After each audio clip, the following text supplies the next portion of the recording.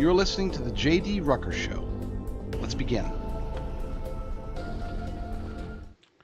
Hello, my friends. Welcome to a live episode of the J.D. Rucker Show.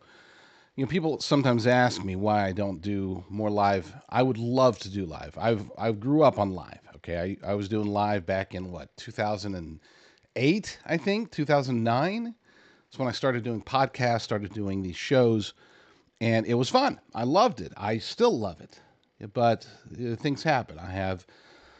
This is my primary career, but I also have other responsibilities, other companies that I'm involved with, mostly sponsors of the show. So it is contributing to the show itself. But as a result, it's sometimes challenging to be able to get a solid hour or 2 hours. I would do 3 or 4 hours if I could.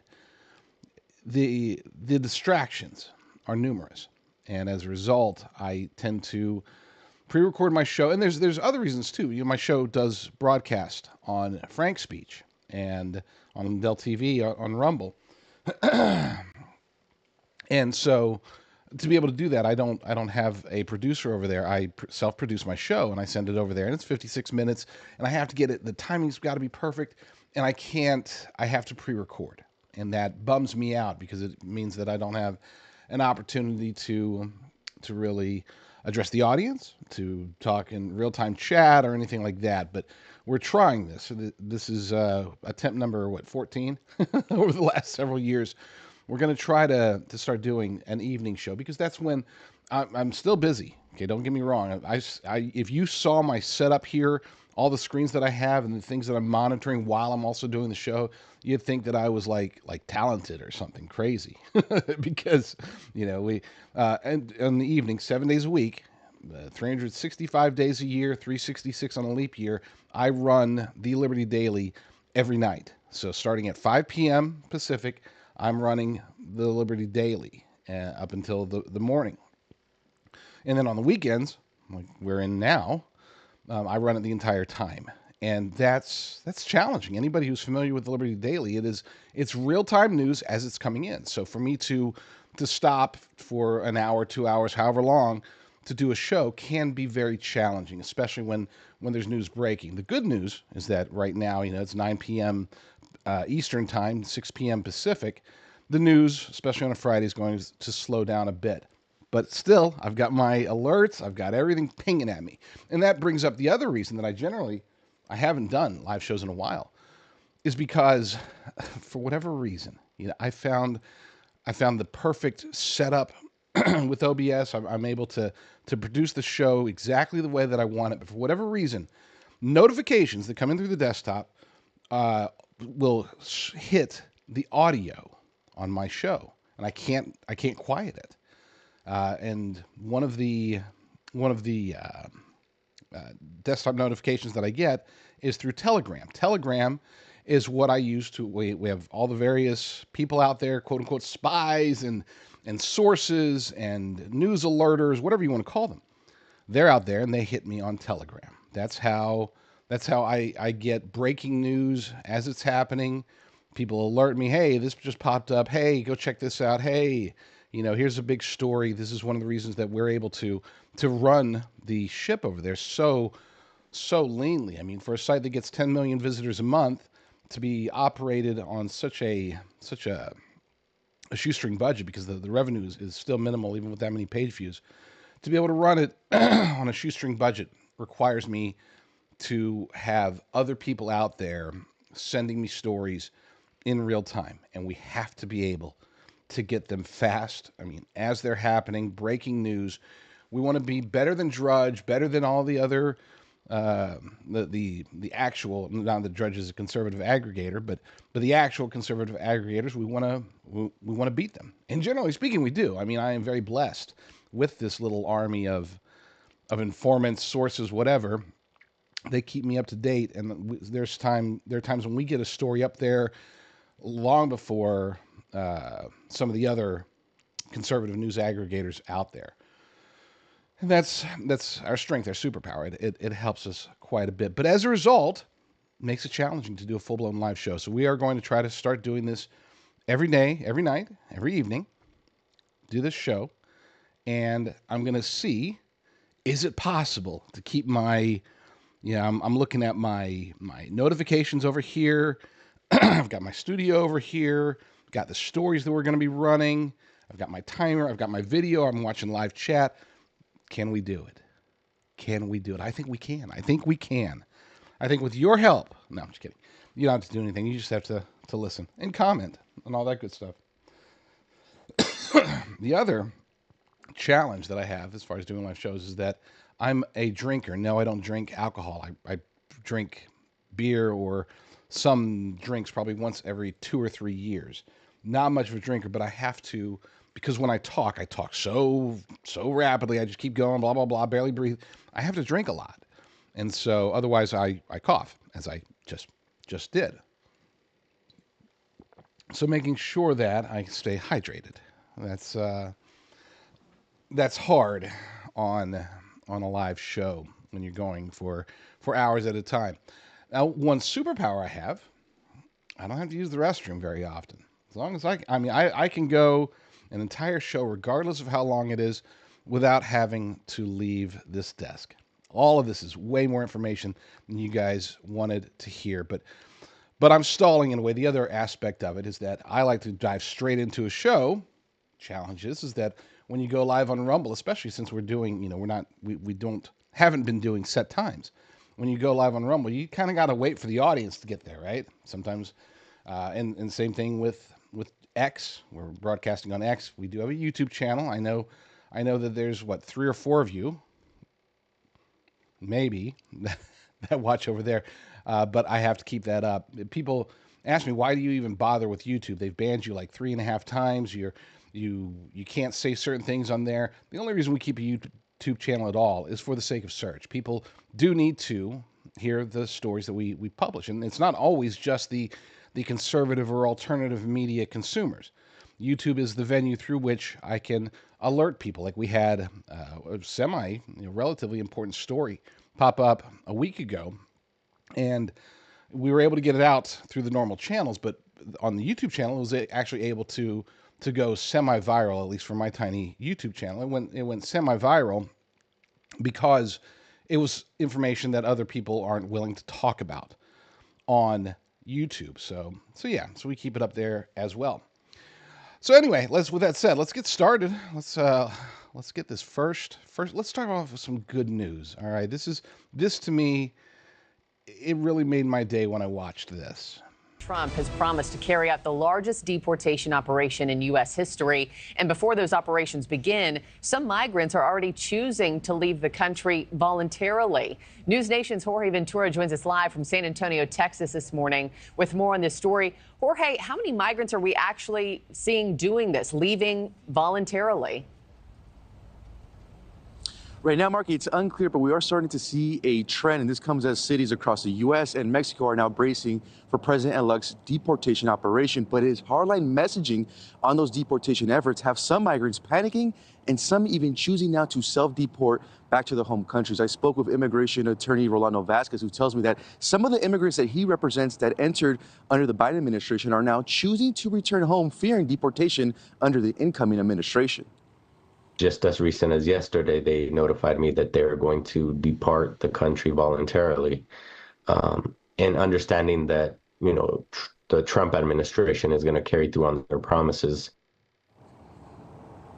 And it's not just Trump's deportation plans that are influenced these decisions. Vasquez says it's also that Mexico is now open to accepting non-Mexican deportees. Mexico's move would impact Cuban and Venezuelan migrants the most, since those countries typically do not accept deportation flights from the U.S., but may from Mexico. This is causing for many migrants to leave on their own, knowing that they're either going to be deported to their home country or be deported to Mexico. And they obviously, the overwhelming majority of them do not want to be in Mexico. And my sources in Mexico tell me that it's likely that cartels and smugglers will exploit, kidnap, and extort those newly deported migrants. As of right now, it's unclear if Mexico has a plan to protect those deported migrants, Marky. Yeah, border's about to change on Monday. At least that's what voters were promised. Jorge Ventura, thank you so much, live from San Antonio this morning. Trump. He's coming. Tom Homan is coming. He's coming for them, and they know it. They know that their time is very limited. That the deportations are going to start. Tom Homan has said he would start it on day one. People have asked him, journalists, reporters have asked him, what sort of budget are you looking at? And he keeps replying with the right answers. He keeps saying, what is the budget? What is the price that you would pay to secure our nation's borders, to improve national security in general? And considering my theory that there is a lot of shenanigans happening regarding the LA fires, regarding the drones, regarding all of these various risks that we're facing as a nation. Securing the borders is top priority, but it goes beyond just preventing more people from coming in. We've got to get rid of the people that have already made it across. And thankfully, some of them are seeing the writing on the wall and leaving. Now, I would argue that a lot of those who are leaving are those that have the most to lose. In other words, they are the people that are probably more, criminals, more aligned with possible terrorist ties. Before, well, still currently technically for another day or two, but before they were given free reign across the nation. They were allowed to go do essentially whatever they wanted to do under Alejandro Mayorkas, under Joe Biden, under Joe Biden's handlers, the globalist elite cabal. They allowed all of this to happen. And now, with a new sheriff coming into town, a couple of them really, a sheriff and his deputy, Sheriff Trump and Deputy Homan coming into town, they realize that they aren't going to be able to do what they were doing before, what they've done for the last 4 years. And as a result, they're making the tough decision. They can either get deported, and a lot of them will get deported into Mexico and become victims of the cartel. Some of them will make it back home and try to figure it out from there. Others are saying, you know what, there's nothing for us here. And I think a lot of them are also thinking, we were told it was going to be great, and it's just not. You see these people complaining at the quote-unquote migrant shelters, talking about how they were thinking that things were going to be different, that jobs were going to be handed to them, some of them, but that the food would be better, the accommodations would be better. They thought that America, being the land of opportunity and so super rich, and everybody's just watching Netflix all day, they thought they were going to get that life. They were promised that life. Many of them were. And as a result of not receiving that life, maybe they're happy to go back to their homeland. At least then they will have people around them who have family and support mechanisms, and they don't have to rely on American, whatever you want to call it, the strange system in America that says, hey, come on into our sanctuary city, but leave. Hey, we got a spot for you. No, we don't. Look, I know that these people, these illegal aliens, they broke the laws. They broke the law by coming over here. But I'm not completely unsympathetic to the ones who came over here under false pretenses. You could say they were stupid for thinking that they were going to be getting such great opportunities in the United States of America, but maybe they were just trying to get out of a bad situation. By no means am I saying, oh, well, we shouldn't deport them because they were conned. No, deport them all. I'm just saying that we can't. There are certain people that we should villainize. Those are the criminals, the terrorists, the people that are trying to cause harm, the people that are causing harm, the gang members from Venezuela, the rapists, the murderers, tens of thousands of them, perhaps hundreds of thousands of them. And then, of course, there are they say 300,000. I think it's actually much higher than that, the number of children who have been trafficked into the United States and then just disappeared, gone. Obviously, most of them, many if not most, are being used for child sexual activities. It's depraved. They needed a flow. They, being the powers that be, needed a new fresh flow of children for sacrifice for their false gods, their sexual escapades, whatever. So they say, hey, come on over, bring your kids. It's just disgusting. Terrible, terrible stuff. Other big news from today, we did have the Supreme Court, of course, declined to stop the TikTok ban. It's supposed to go into effect on Sunday, Joe Biden's last day, but he has declined to enforce it, putting it squarely on President Trump's shoulders. Now, 99 times out of 100, and that's not an exaggeration, literally 99 times out of 100, when government starts to ban things, starts to impose their will, starts to avoid the free market, get involved in any form of commerce, preventing any company from being able to do business the way that they want to do business, I'm against it. This is the exception. This is that 1 out of 100 where I wholeheartedly agree with banning TikTok. Let's get into it, though. This is a recap from Amy Howe over at SCOTUS blog.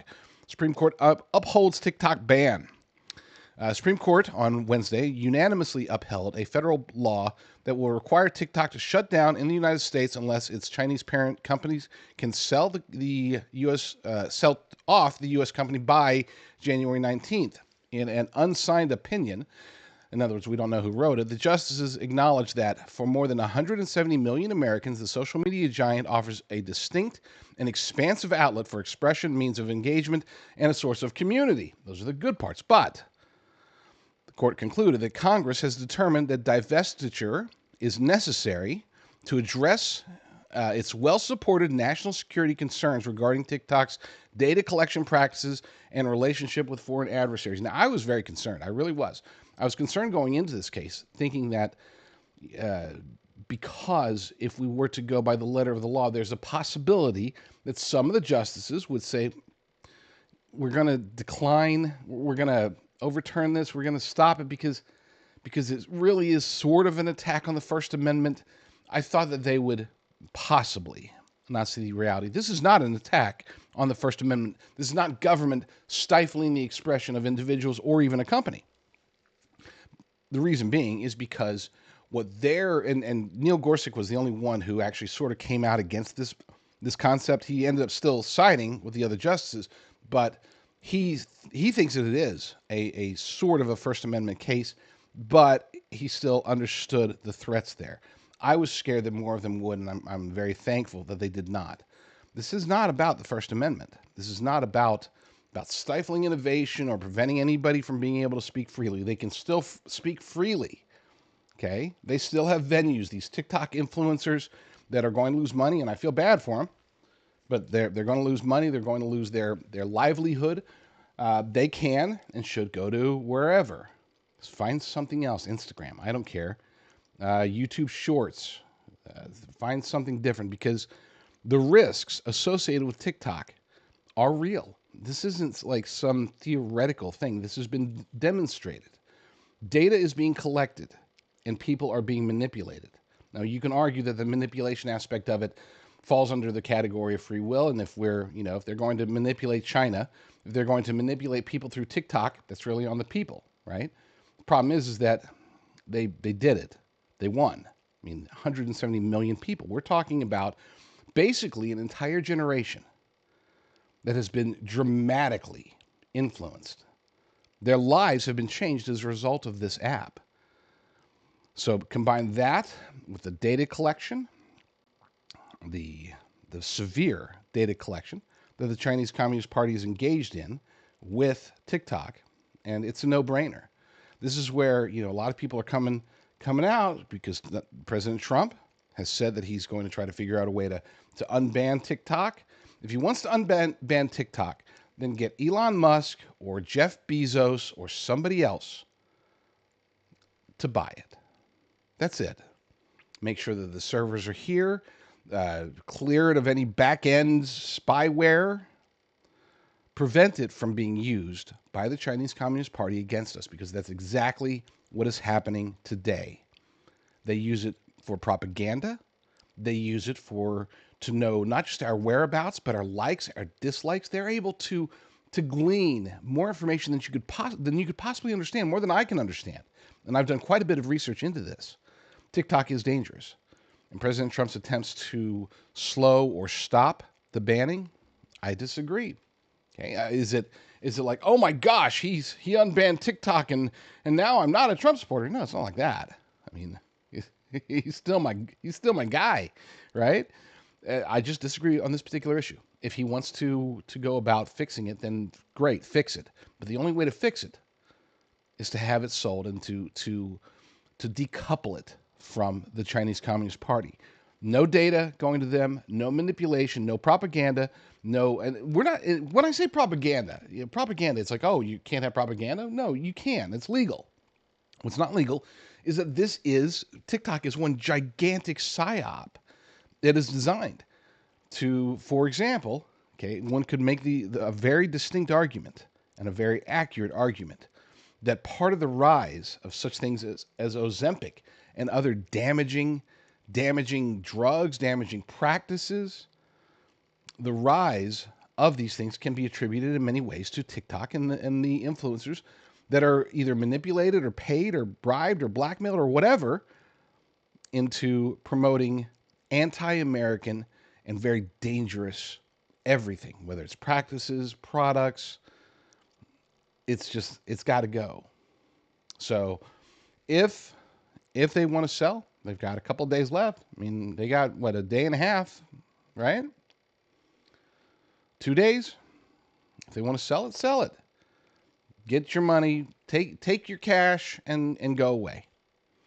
And then fix TikTok, clear it out, change the algorithm to where it's not just about destroying Americans.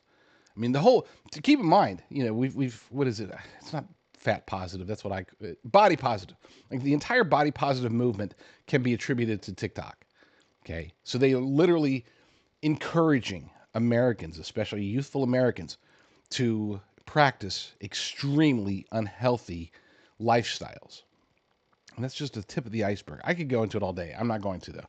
You hopefully get the idea. This again, 99 times out of 100, when government starts to meddle with any company, any freedom, any right, any free market component, I am against it. I am wholeheartedly against it. I don't want them banning things left and right willy-nilly.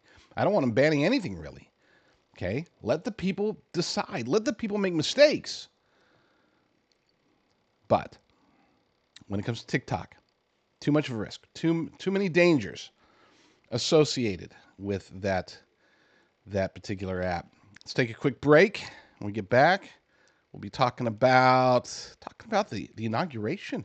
The inauguration got moved. Crazy stuff. Last year, my long-term storage food company, Prepper Farms, was partnered with and actually owned by another corporation. I know that nobody knew this. Very few people were even aware that this was the case because our production, our systems, everything was in place and working just as it should be. People would go, they would put in promo code JDR at prepperfarms.com. They would receive the maximum possible discount, as always, and then they would get their long-term storage beef.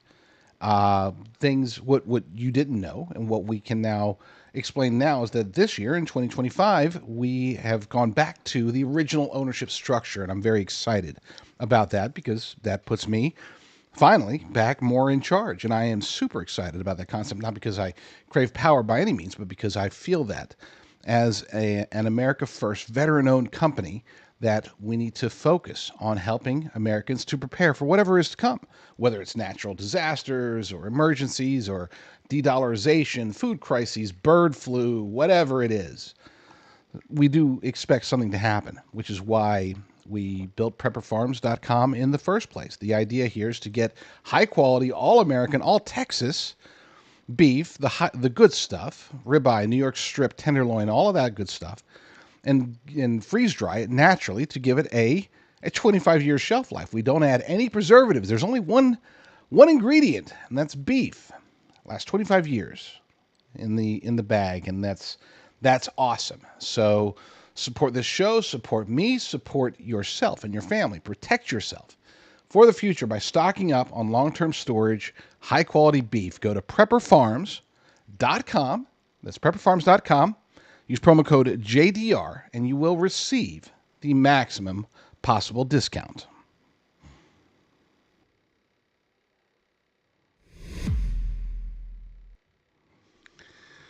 Before we get into... Sorry, I just get a kick out. I have to remember to put in my swoosh. The swoosh is that's where I can isolate it, and then I know when segments begin and end. Right? I keep forgetting to swoosh my way between different segments so that I can parse it out more easily later on. Sorry. Before we get into the inauguration, though, I want to reiterate play a short video. You reiterate the notion that this whole, oh, banning this and banning that is good. Generally speaking, as I said, it's not. I'm not a fan of bans, especially as it pertains to the free market. And one item that, or one, I guess, industry really, that we're probably going to see a whole lot of bans is the big food, big ag, and possibly even big pharma. We'll see. But the Make America Healthy Again movement, the Robert F. Kennedy Jr., RFK Jr. movement through the Department of Health and Human Services, assuming that he gets confirmed, Lord willing, he will. He's going to start going after a lot of people. He's going to start going after, hopefully, a lot of products. And I say hopefully because there are certain things that are legitimately dangerous and that should have been pulled off the market long ago. Now, this, for those who aren't familiar with Gubba Homestead, I'm not sure, I forgot her actual full name. But for those who aren't familiar, she is a young homesteader, obviously, and she is engaged in trying to live a more natural life. But she's obviously, she's putting out videos on TikTok, funny enough, but also on YouTube, X, places like that. She's also a conspiracy theorist, and she highlights the recent ban on red dye number 3, right? Red dye number 3 that is hypocritical because it's something that should have been done a long time ago. They've known about the dangers for quite a while. So when she's a little bit cynical about it, she's like, we shouldn't be cheering this. I'm going to cheer it because, again, we know what they knew and when they knew it, and knowing that, then there's a lot of things that we can cheer. I'm not going to sit here and say, well, it should have been banned long ago, so therefore I'm not going to be happy about it getting banned now. I'm going to disagree with her there, but her point is definitely well taken. Watch. So we are being told that Red 3 being banned in our food is a huge win. But let me tell you why this really is not a win. Let's look at this article from 1990, so 35 years ago. FDA bans some uses of red number 3 additive. So this is a quote from Dr. Louis Sullivan, who was the Secretary of Health at the time. There have been laboratory studies which showed that very high doses of red number 3 administered directly in the diet cause cancer in rats. So they knew red number 3 administered directly in the diet caused cancer in rats, and they still left it in your food for 35 years. This is why when you outsource your thinking, your well-being, your health to these places, you're just gonna end up like the rats in the experiment. So red 3 being removed from our food now is really not the win you think it is. Here is how you actually win. You stop buying the ultra-processed junk food that has those cancer-causing ingredients in it. You start sourcing local. You take control of your diet and stop relying on politicians and places that don't care about you. Remember, they knew what it did and they still left it in your food. Point made, point made. And look, while on one hand, I wholeheartedly agree with her, and I think that we need to take responsibility for our own food consumption, the ingredients. We need to be able to source everything.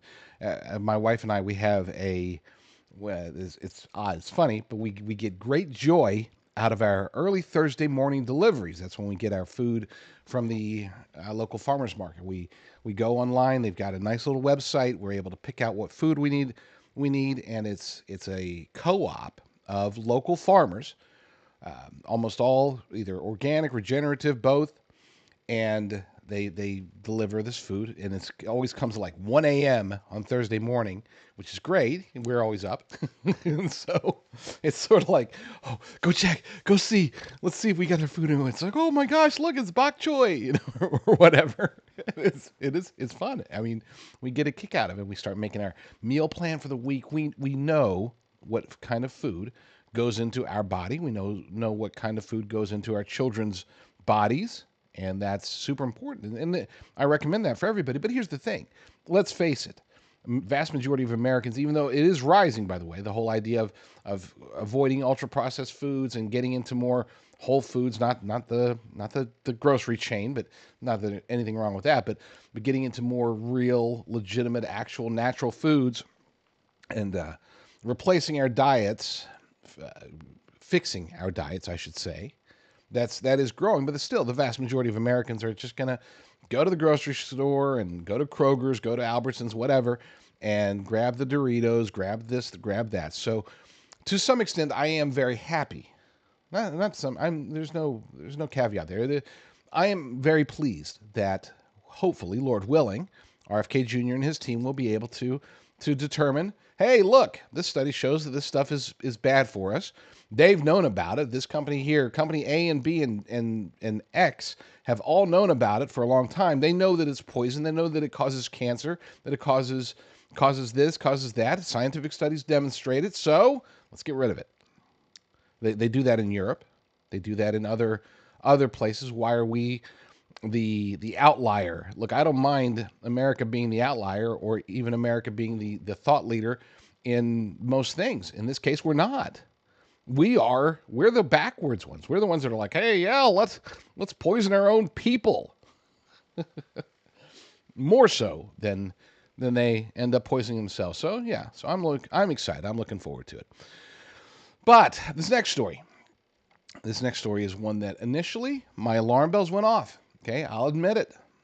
When I first heard that the inauguration was being moved indoors, first thing I thought was, uh-oh, they know something that they're not telling us. They have intelligence that says there's going to be a massive terrorist attack that's being planned on the Capitol, that they're going to go after Trump, and so they're moving it indoors for safety precautions, and they're just using the weather as an excuse.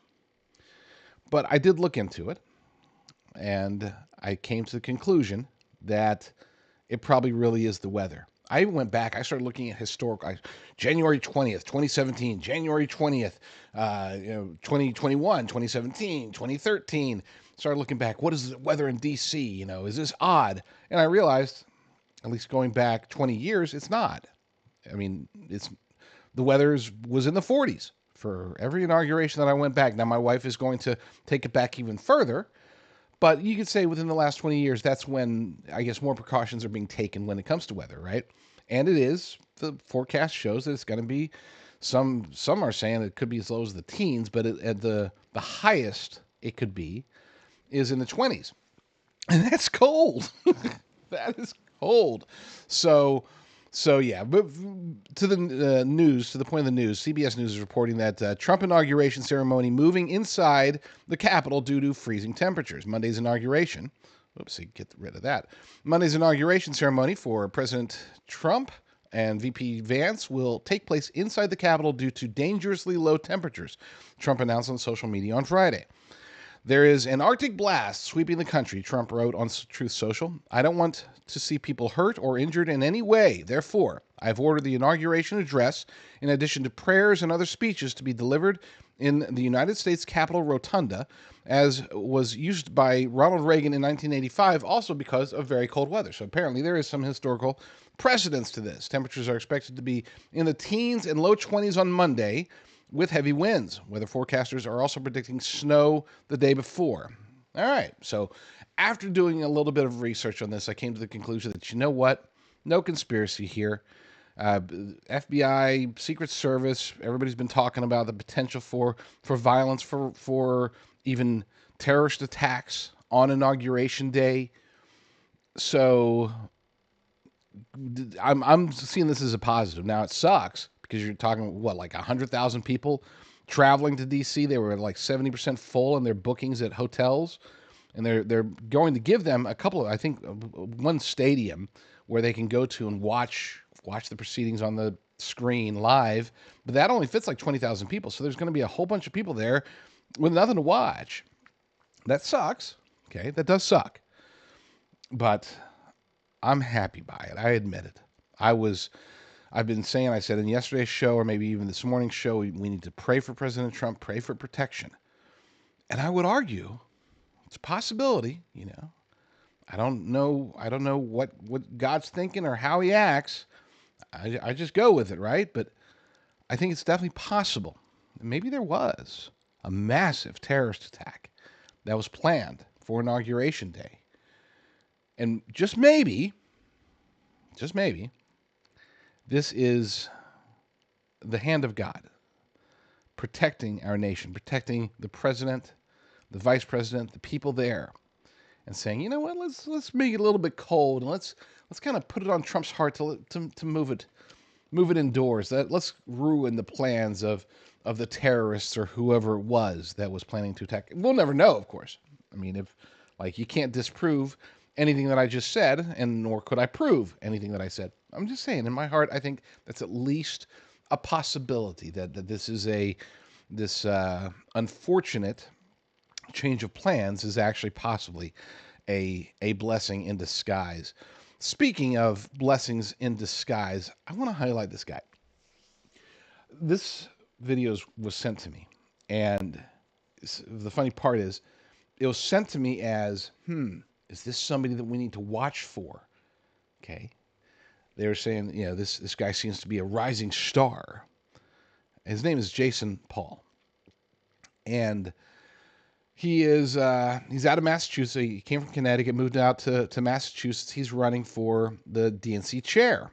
He wants to lead the Democrat Party and all of that good stuff, as so do a lot of people. Marianne Williamson is in there. She actually makes a brief appearance in this video.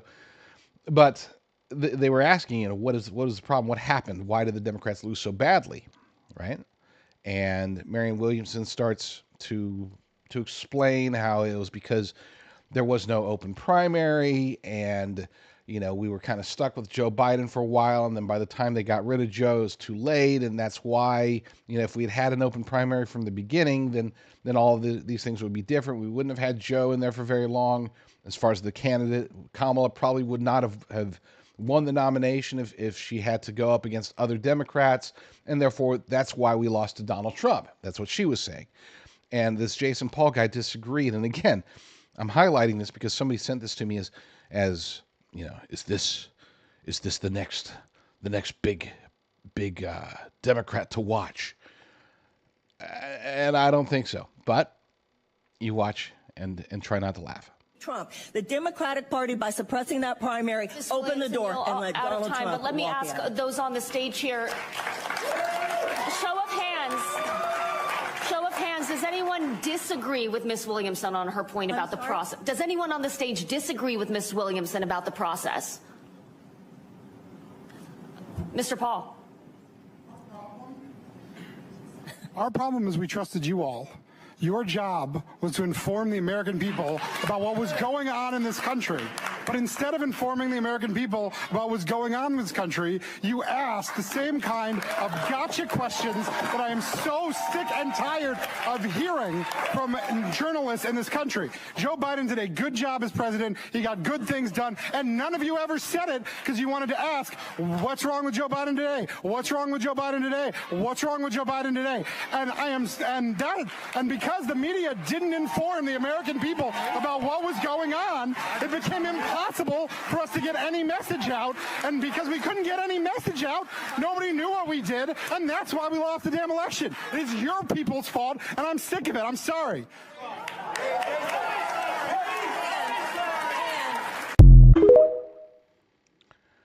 Well, he's definitely passionate, and he's definitely wrong. No, it wasn't that Joe Biden was great and that the media should have been highlighting how great he was.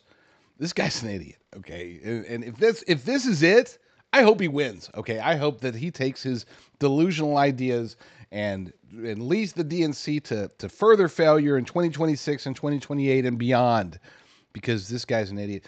So the last time that I saw, and there was a time, I don't know if this is the last time. This was the most striking time to me when I actually saw a quote-unquote rising star in the Democrat Party. This is back in 2004. This is during the Democrat National Convention.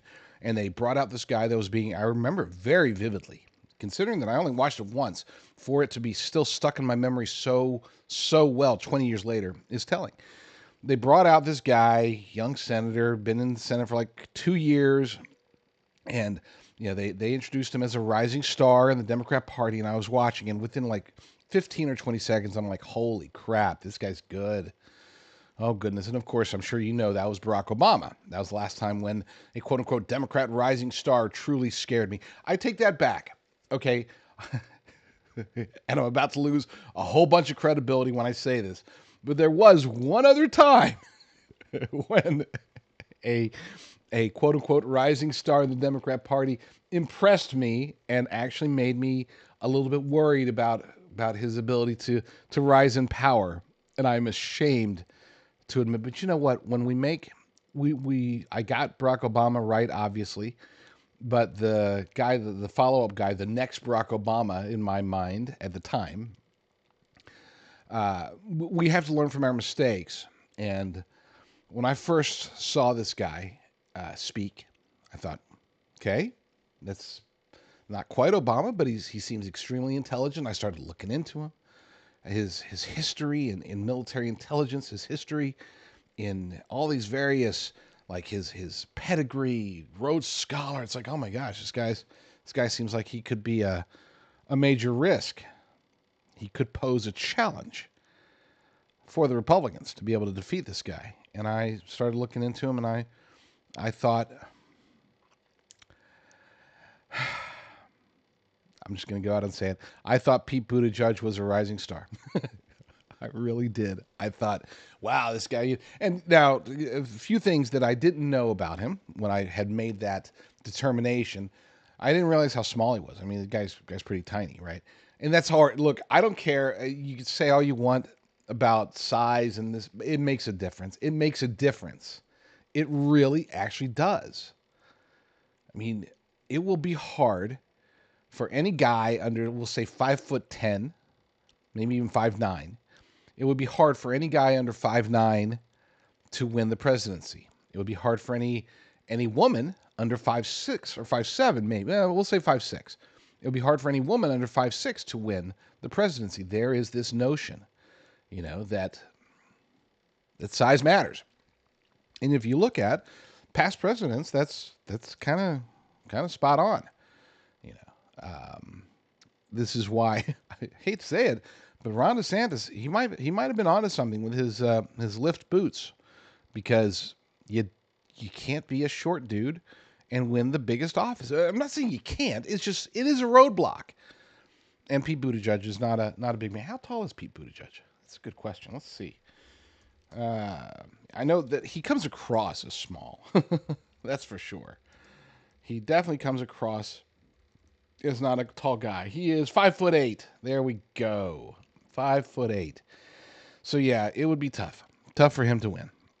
I'm just saying. I'm not saying it's impossible, but he's. And then obviously there's a lot of other things that I didn't see early on that would prevent him from being an actual risk to the Republican Party in any form or fashion. Let's take another short break. Let's go with this one. Another short break, and when we get back, we'll talk about Willow. Yeah, let's talk about Willow.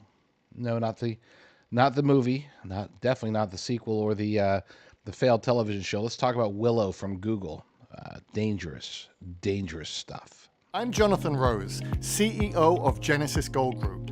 As Americans, we work hard every day to provide for our families and ensure their future. But with the uncertainty facing our economy, it is more important than ever to safeguard your wealth and protect your retirement savings. Educated investors look to safe haven assets to shield themselves from the economic storm. Tangible assets like gold and silver can provide stability, security, and most importantly, peace of mind. In 1997, the Taxpayer Relief Act allowed Americans to hold physical precious metals like gold and silver in their IRAs for the first time. Today, Genesis Gold Group helps our clients transfer existing IRAs, 401ks, and other retirement accounts into physical gold and silver, tax and penalty free. With thousands of satisfied clients, 5-star reviews, and fully accredited with the Better Business Bureau, our experienced team is here to help you navigate the process. Start to finish. Now is the time to educate yourself on the importance of a diversified portfolio,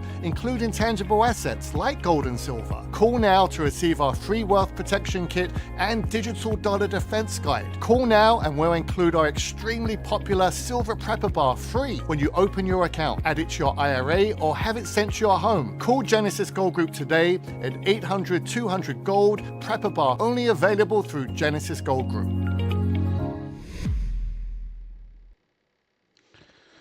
RumbleGold.com, good place to check out. I changed my mind. We're going to save Willow for after I do the replay, not later on the show, because I want to be able to focus a good amount of time on it. Artificial intelligence, quantum computing, the combination thereof is going to be a massive threat. It already is, really, but it's going to be an existential threat to the human race, at the very least to Western society, but probably to the human race as a whole. And I need more people to be aware and to be prepared, because it is getting to that point to where we have to start really thinking about how are we going to protect ourselves. We got good times coming, folks. I don't want to be doom and gloom. President Trump, I think, is going to go in there and he's going to fix a whole lot of things. He's going to make America much better, and it's not just him. He's got a good cabinet for the first time. Okay, you know, we went through 4 years of just a horrible cabinet. Okay,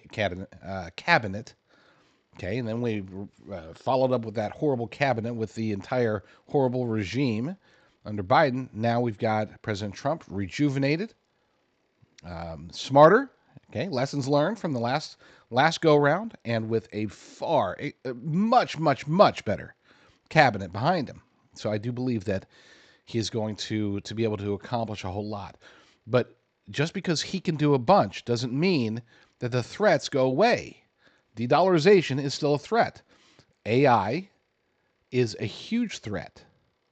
And even though we are going to be able to make a lot of headway with deportations, national security is still being threatened. We still have countless, I don't know if it's tens of thousands, it could be, and I don't want to scare you, but it could be literally hundreds of thousands of potential terrorists here in the United States right now.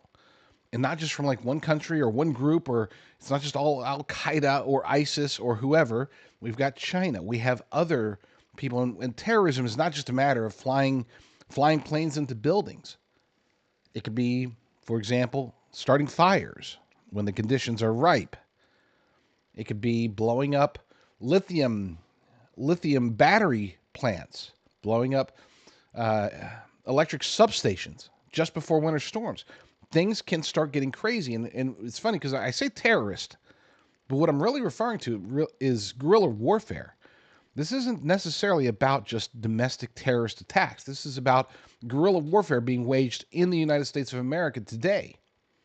And the difference there, with terrorism, the idea is you want to get as many casualties as possible. You want to you want everybody to know that it was an attack. You want everybody to know that you did it and that you're going to do it again. That's what terrorism is about. It's about driving terror, driving fear. Guerrilla warfare is completely different. With guerrilla warfare, you don't want anybody to know that you did it. You don't want anybody to know that it was even an attack. In an ideal guerrilla warfare campaign, you're able to take out aspects of infrastructure, aspects of military and even civilian readiness. You want to be able to take those things out without anybody being suspicious that it was an attack. You want them to think, oh, wow, that's crazy. You know, all these strange things happening that are destroying our economy, destroying our food supply, destroying our infrastructure. You want them to think that nothing is coordinated, that nothing is aligned with anything else that's happening.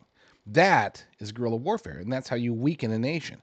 You want it to be secret because you want to be able to do it again. Okay? You don't want to blow up a substation and say, yeah, hey, we blew up the substation to try to do harm to the infrastructure in Texas. You would say, it's just a bad accident. Because you want to be able to, if you were engaged in guerrilla warfare in the United States of America, you'd want to be able to do it again and again and again until somebody starts getting suspicious and saying, I wonder. Look what happened to the food processing plants. You remember that? 2021, 2022, 2023 even? When all of a sudden, strangely, all these food processing plants started catching fire, having explosions, having industrial accidents, as they were calling them. And I got fact checked on this.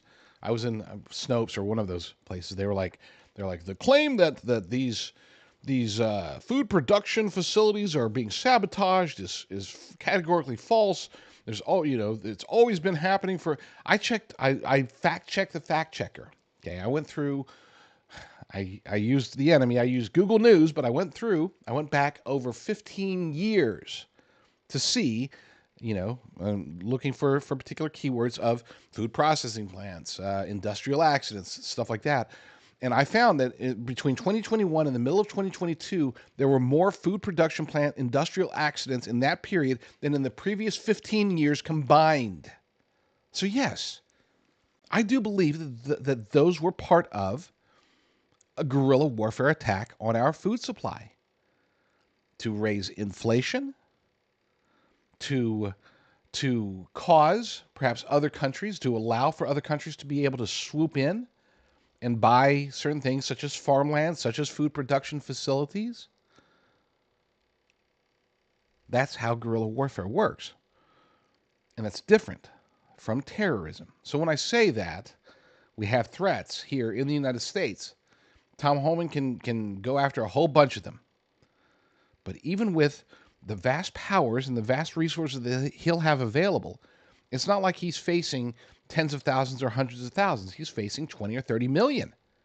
And it's funny because they're still, they being corporate media, they're still trying to go latch onto the old numbers. And Marco Rubio, who, look, I like Trump's cabinet. Marco Rubio's not my favorite pick, but he is head and shoulders above Rex Tillerson, who was the first Secretary of State. But here's Marco Rubio talking about the deportations that are coming with left-wing legacy media shill Kristen Welker. Donald Trump has said he's willing to build migrant detention camps and deploy the U.S. military to deport the more than 11 million undocumented immigrants in this country. It would be the largest deportation operation in American history. Do you support that plan? 11 million. That's an outdated. That was the number 10 years ago. We're talking upwards of 20, 25, maybe 30 million. Well, there's been almost 10 million people that have entered this country unlawfully in the last 3 years. To the question, would you support it? The number varies big time. I mean, it's another 9 to 10 million people just in the last 3 years. The answer to your question is yes. We cannot absorb 25, 30 million people who entered this country illegally. They're here illegally. What country on earth would tolerate that? We don't even know who most of these people are. They talk about vetting them with what? They're coming from nations that don't even have document systems in many cases. Yes, we are going to have to do something, unfortunately. We're going to have to do something dramatic to remove people from this country that are here illegally, especially people we know nothing about. But 10 million, 11 million, that was the number 15 years ago. Today, it's upwards of probably 25 to 30 million, maybe more. Senator, here's what you said about Donald Trump's mass deportations proposals in 2016. Take a look. I don't think it's reasonable to say you're going to round up and deport 11 million people. I don't think it's a plan that works. I don't think that's a realistic policy. So why have you changed your mind now? Because the issue has completely changed. When I said that back in 2013, when I was involved in immigration reform, we had 11, 12 million people that had been here for longer than a decade. Now we've had almost that number in the last 3 years alone from all over the world, including people that I believe are terrorists, people that I believe are going to conduct terrorist attacks in this country if given the opportunity, certainly people that were criminals in their home country. This is a completely different, this is not immigration. You asked me about immigration. This is mass migration.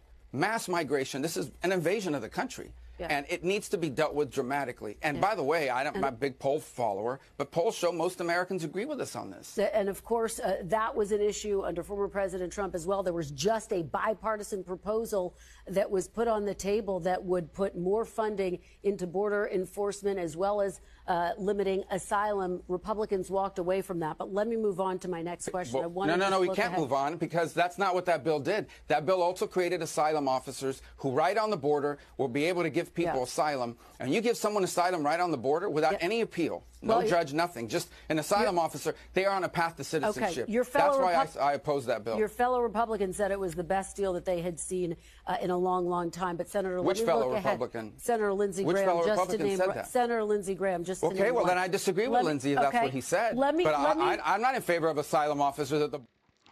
I would say my two least favorite legacy media shills are Joy Behar. Joy Reid. I got my joys confused. Joy Reid and Jake Tapper. The reason being is that both come across as, or try to come across as, intellectuals, and neither of them are. Kristen Welker is quickly becoming. She could, by this time next year, she could be the legacy media left-wing shill that I despise the most. She really is. She's making a good run at it. So, as I noted, if you weren't listening in the beginning of the show, I noted that one of the reasons that I don't do very many live shows like this, or haven't done, I will be doing more of these, hopefully every day. But the reason that I haven't done as many live shows in the past is because I have other responsibilities that make it difficult to do an hour, 2 hours, 3 hours shows. And I have to, here in a minute, soon, I have to go and do some updates for the Liberty Daily. But I have a solution. And I want your feedback on this. Please reach out to me. You can reach out to me directly, jdrucker.com/talk, or you can hit me up on X. I have open DMs, x.com/jdrucker. Let me know what you think of this format. So the idea is I will do my live show for about an hour or so, and then I will replay the morning show, the show that I do for Frank's speech. I'll do so I do my morning show, and you can catch that one. That one gets broadcast on my Rumble channel and everywhere else at 9 a.m. Pacific. I'm going to take that show, and I'm going to use that as the second hour of this show.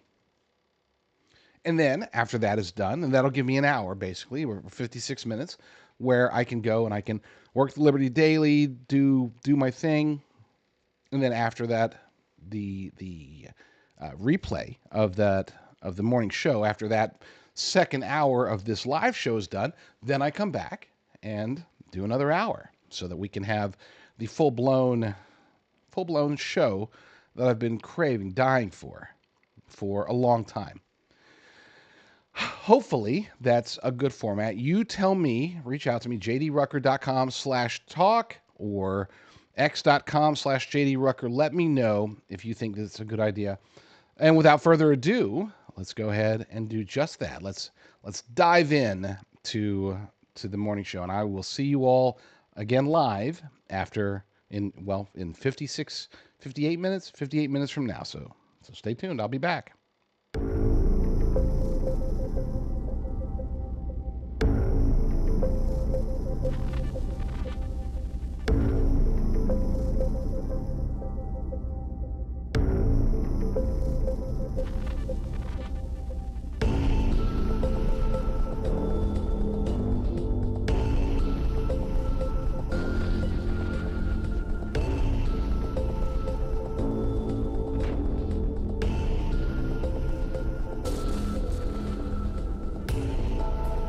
You're listening to the J.D. Rucker Show.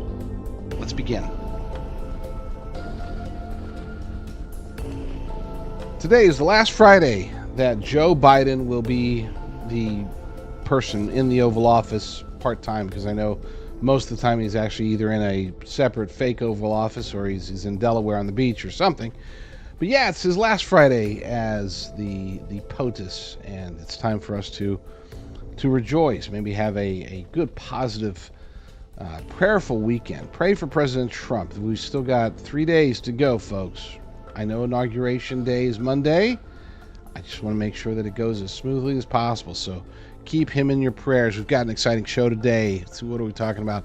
We had a California fire chief who had to put out fires and save homes with milk and beer. Yes, that actually happened. For whatever reason, over half of Californians still think that Karen Bass and Gavin Newsom are innocent. They're innocent, I tell you. It's not their fires. It's climate change or something else. We had a man who is representing Health and Human Services during the Operation Warp Speed. He died suddenly. That's kind of weird. Pulitzer Prize winning cartoonist who lambasted people, us conservatives, for going after groomers and hating on child pornographers. Well, he turns out, allegedly, he was arrested. Well, he was definitely arrested, but he was arrested for allegedly possessing child porn. Go figure.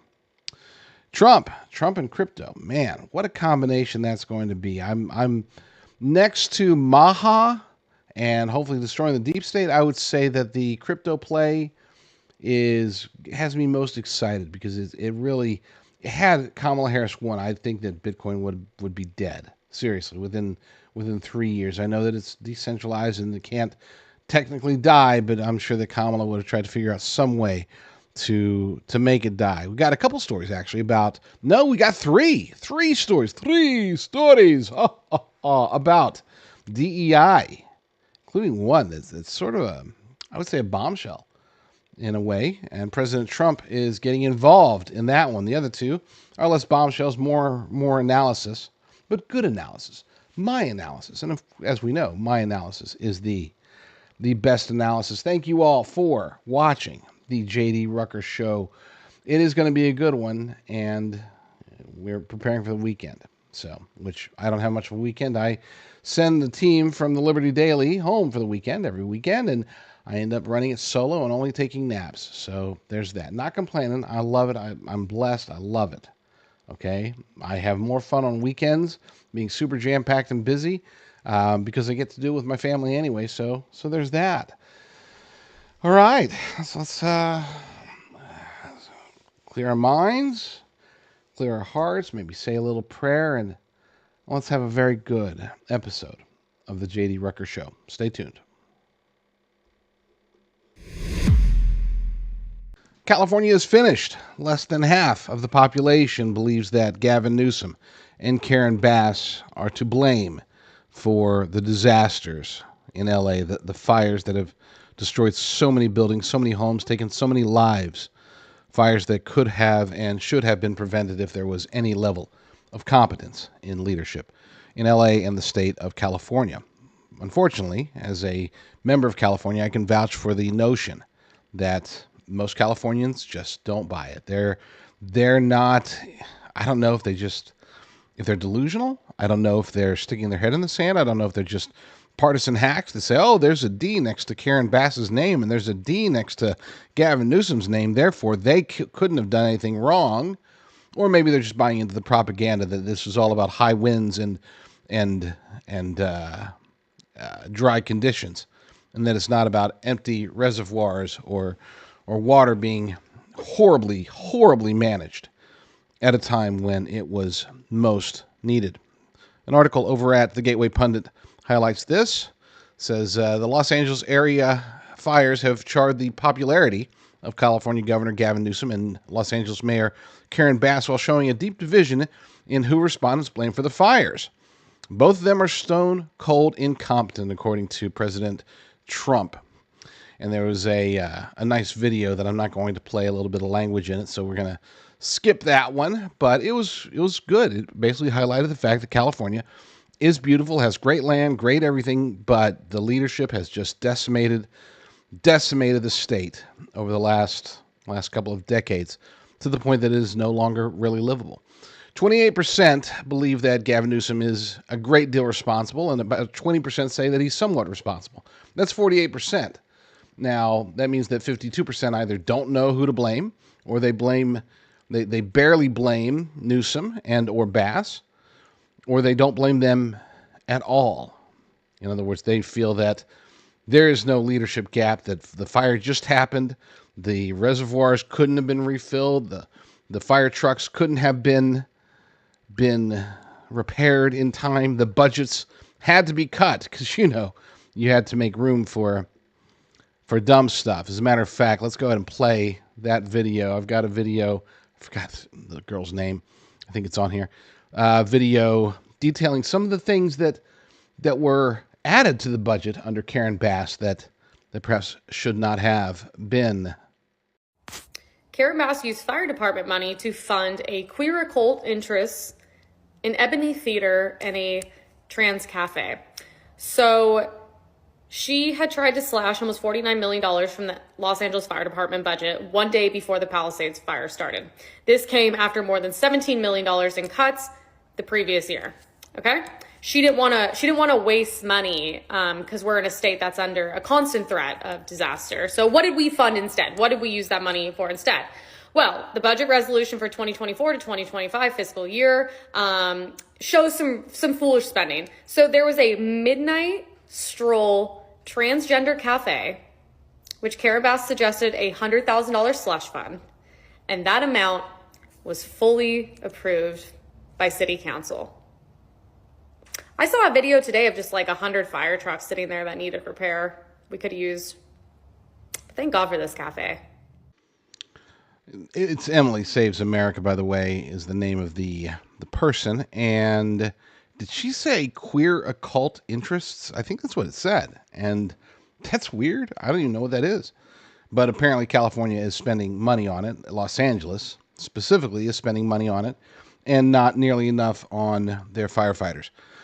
Look, if less than half of Californians believe that neither Karen Bass nor Gavin Newsom are to blame at all for this disaster, that they don't have any responsibility or maybe very, very, very little responsibility for what's happened, then it's no wonder Democrats continue to win elections in this state. It's no wonder that this state continues to suffer, and yet the people just throw their hands up and say, we don't know.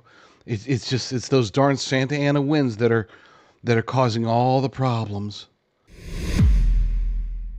The man who represented the Department of Health and Human Services during Operation Warp Speed has died suddenly at the age of 65. The cause of death has not been revealed. According to statnews.com, Paul Mango, Warp Speed leader and Trump advisor, dies at 65.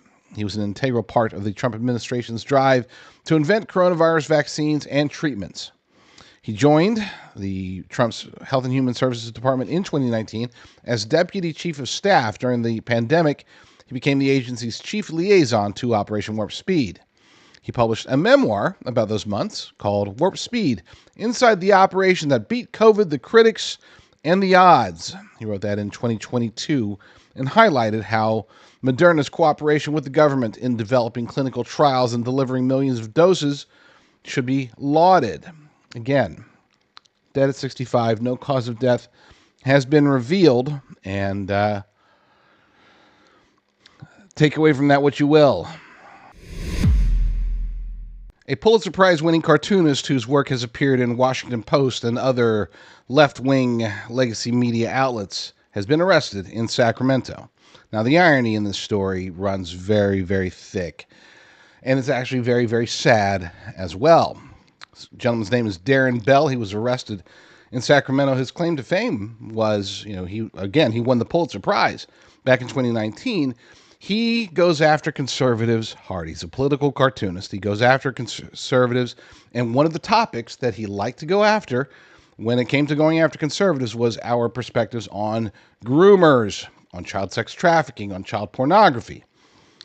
Well, of course, as one might expect, he was arrested for child pornography. But it's actually worse than just straight up normal child porn, which is already disgusting enough. He was actually involved in AI-generated child porn, and he was the first person ever arrested in this particular task force, or by this particular task force, for utilizing AI-generated material and incorporating it into existing child porn.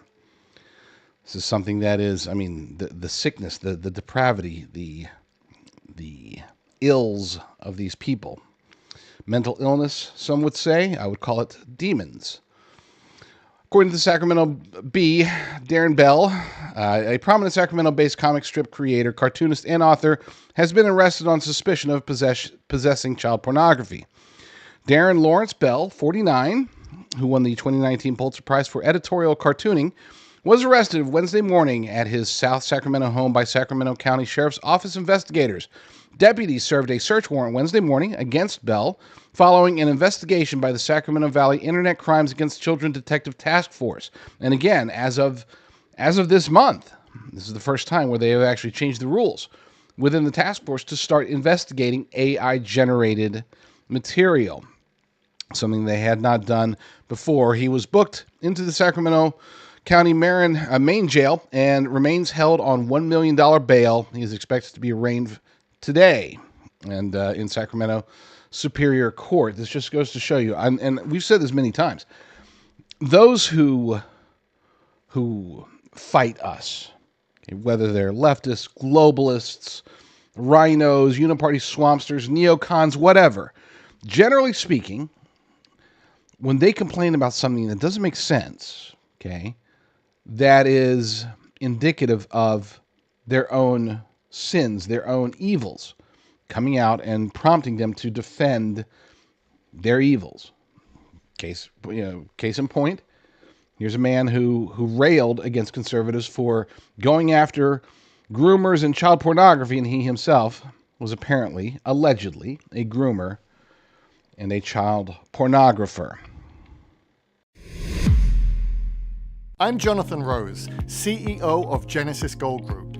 As Americans, we work hard every day to provide for our families and ensure their future. But with the uncertainty facing our economy, it is more important than ever to safeguard your wealth and protect your retirement savings. Educated investors look to safe haven assets to shield themselves from the economic storm. Tangible assets like gold and silver can provide stability, security, and most importantly, peace of mind. In 1997, the Taxpayer Relief Act allowed Americans to hold physical precious metals like gold and silver in their IRAs for the first time. Today, Genesis Gold Group helps our clients transfer existing IRAs, 401ks, and other retirement accounts into physical gold and silver, tax and penalty free. With thousands of satisfied clients, 5-star reviews, and fully accredited with the Better Business Bureau, our experienced team is here to help you navigate the process. Start to finish, now is the time to educate yourself on the importance of a diversified portfolio,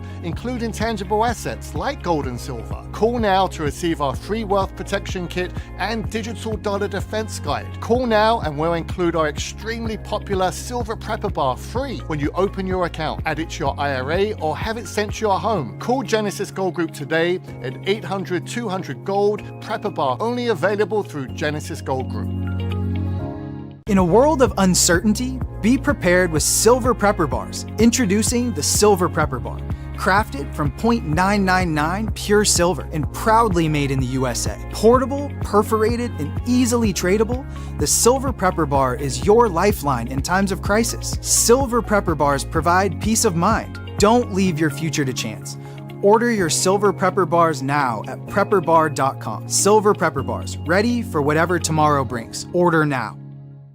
Trump plans crypto revival with new SEC leadership, and this is a good thing, a very good thing potentially. You know, I am one of those who I've been somewhat skeptical of cryptocurrencies. I'm also one that believes that if and when the quantum AI revolution does come to pass, that it's going to make dramatic changes to the entire cryptocurrency industry.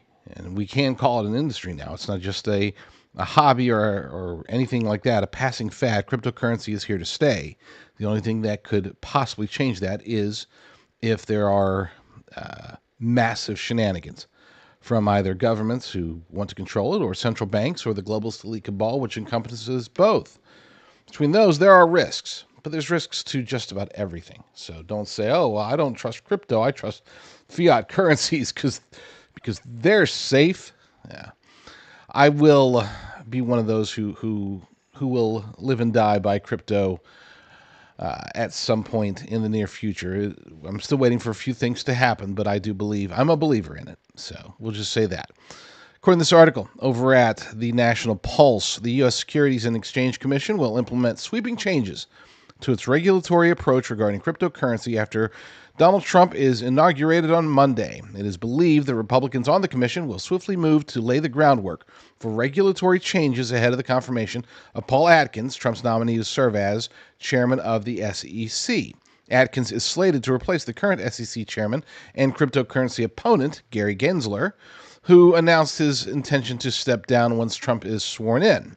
Additionally, Commissioners Hester Pierce and Mark Ueda, known for their pro-cryptocurrency stance, are anticipated to play key roles in reshaping SEC policies. Both have a history of working with Atkins at the SEC in the early 2000s and are expected to hold a majority among the political appointees commissioners. Bottom line is, from at least a political perspective, we know the technology's there. Okay, we know that cryptocurrency has proven to be very resilient. There are still chances for hackers and for, but generally speaking, anything that's digital is going to have a risk of hackers because people still give input, and when you have humans giving input, bad passwords, sending the wrong information via insecure emails or anything like that, you are going to run risks of disaster, at least on a personal basis. But for at least the next 4 years, we can expect the U.S. government and the Securities and Exchange Commission to operate favorably within the crypto sphere, and that might be enough. That might be enough, because the only thing, when I say that I'm waiting for something, I'm waiting for the indication that crypto has a rock-solid foundation. Right now, its greatest strength, which is decentralization, is also potentially its greatest weakness. If crypto is able to become as secure as possible ahead of the rise of the aforementioned quantum AI beast that I believe is coming, and that seems to be the most likely scenario, to be clear. I'm just, call me hesitant, but I'm hesitant by a matter of, it could be weeks before I dive full in into cryptocurrencies. It's, I know most people who are aware of, basically who have educated themselves about cryptocurrencies. Most of them, if they have any amount of capital at all, they're putting at least a portion of it into cryptocurrency, and I don't blame them one bit. You know, my paranoia, if you will, is it's not a skepticism. It really is a paranoia, and I acknowledge that. But I'll get over it. People are already getting over it ahead of me. So yeah, I would say that this new development with President Trump behind the wheel, steering the ship, cryptocurrency has a very bright future.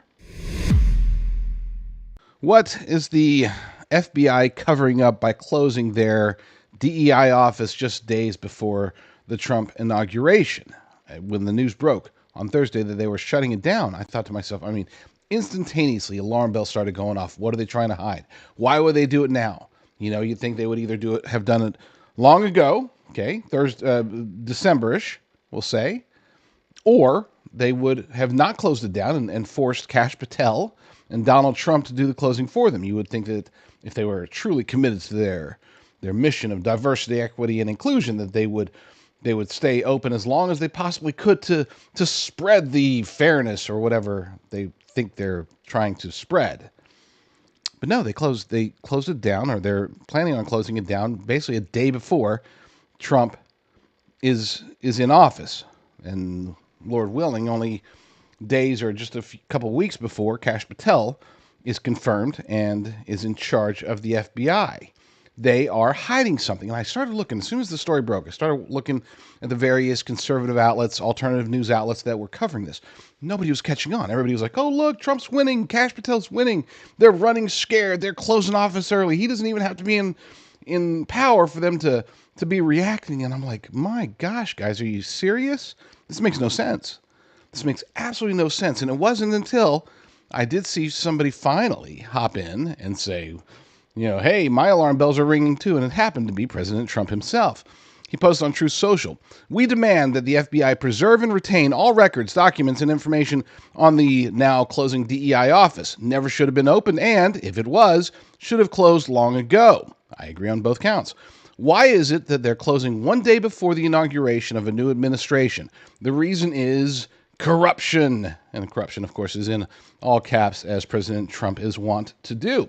So, you might be thinking to yourself, well, what could they, it's just a DEI office. What could they possibly be hiding? Is there anything criminal involved? I think that there is. I think that what it'll show, if they're able to preserve the documents, if they're able to preserve the hiring and promotional practices, they will be able to show that the FBI and possibly other agencies have been involved in putting in the wrong people based strictly on their whatever, okay? They were basically doing what DEI requires them to do. Take somebody who may be less qualified than somebody else, but because they check off more intersectionality boxes, that person is going to get hired or promoted ahead of somebody who is more qualified for the job. And if they were to be able to show this and demonstrate it, that could open them up, the people involved, that could open them up to lawsuits. That's what I think they're trying to cover up. And hopefully, Lord willing, President Trump and his team and his attorneys and everybody else is going in there and making sure that, well, they can't go in there yet, but they're doing whatever is necessary from a legal perspective to make sure that documents are preserved, and that hopefully Kash Patel can then go in or even the Inspector General can go in and investigate and determine, holy cow, these guys broke the law. These guys discriminated against better candidates based strictly on wokeness. California fire chief uses milk and beer to save 2 homes in last-ditch effort after finding no water in the hose. And there you go, folks. That is the theme for California in the early days of 2025. No water in the hose. No water in the hose. This article comes to us from Richard Polina over at the New York Post. A resourceful California fire chief used milk and a couple of beers to save 2 homes, including his brother's, as his childhood neighborhood turned into a total nightmare during the deadly wildfires. Orange County Fire Authority Chief Brian Fennessy told his brother and friends in Altadena, a town he grew up in, located 14 miles from downtown L.A., that they'd be fine when the Eaton fire broke out on Tuesday. However, the inferno hit the neighborhood hours later, and Fennessy feared the worst when his brother's phone stopped working when he tried to call him. So he did what heroes do. He went up there to his old stomping ground, to the place where his family was, and as an experienced firefighter, he wanted to offer help, knowing that there's desperate need for help in Los Angeles right now. He learned his brother and his family were already evacuated, but with his 50 years of fire experience, he was horrified to find that his old stomping grounds had turned into a total nightmare. Flames had engulfed multiple homes in the neighborhood, but they hadn't reached his brother's home nor the neighbor's home quite yet. He realized that he had no water to battle the fire when he went to cool off the neighbor's melting gas meter. So, what did he do? He went inside. He forced his way into the house, opened the refrigerator, found milk and a couple of beers. So he went back and he poured those liquids, those cold liquids, on the meter, and then he pulled the meter back a bit. It wasn't completely out, and he wasn't sure if it was going to rekindle, but it was all he could do at the moment to save the home. However, his efforts were enough, and the 2 homes were the only ones left standing on the block, according to news reports.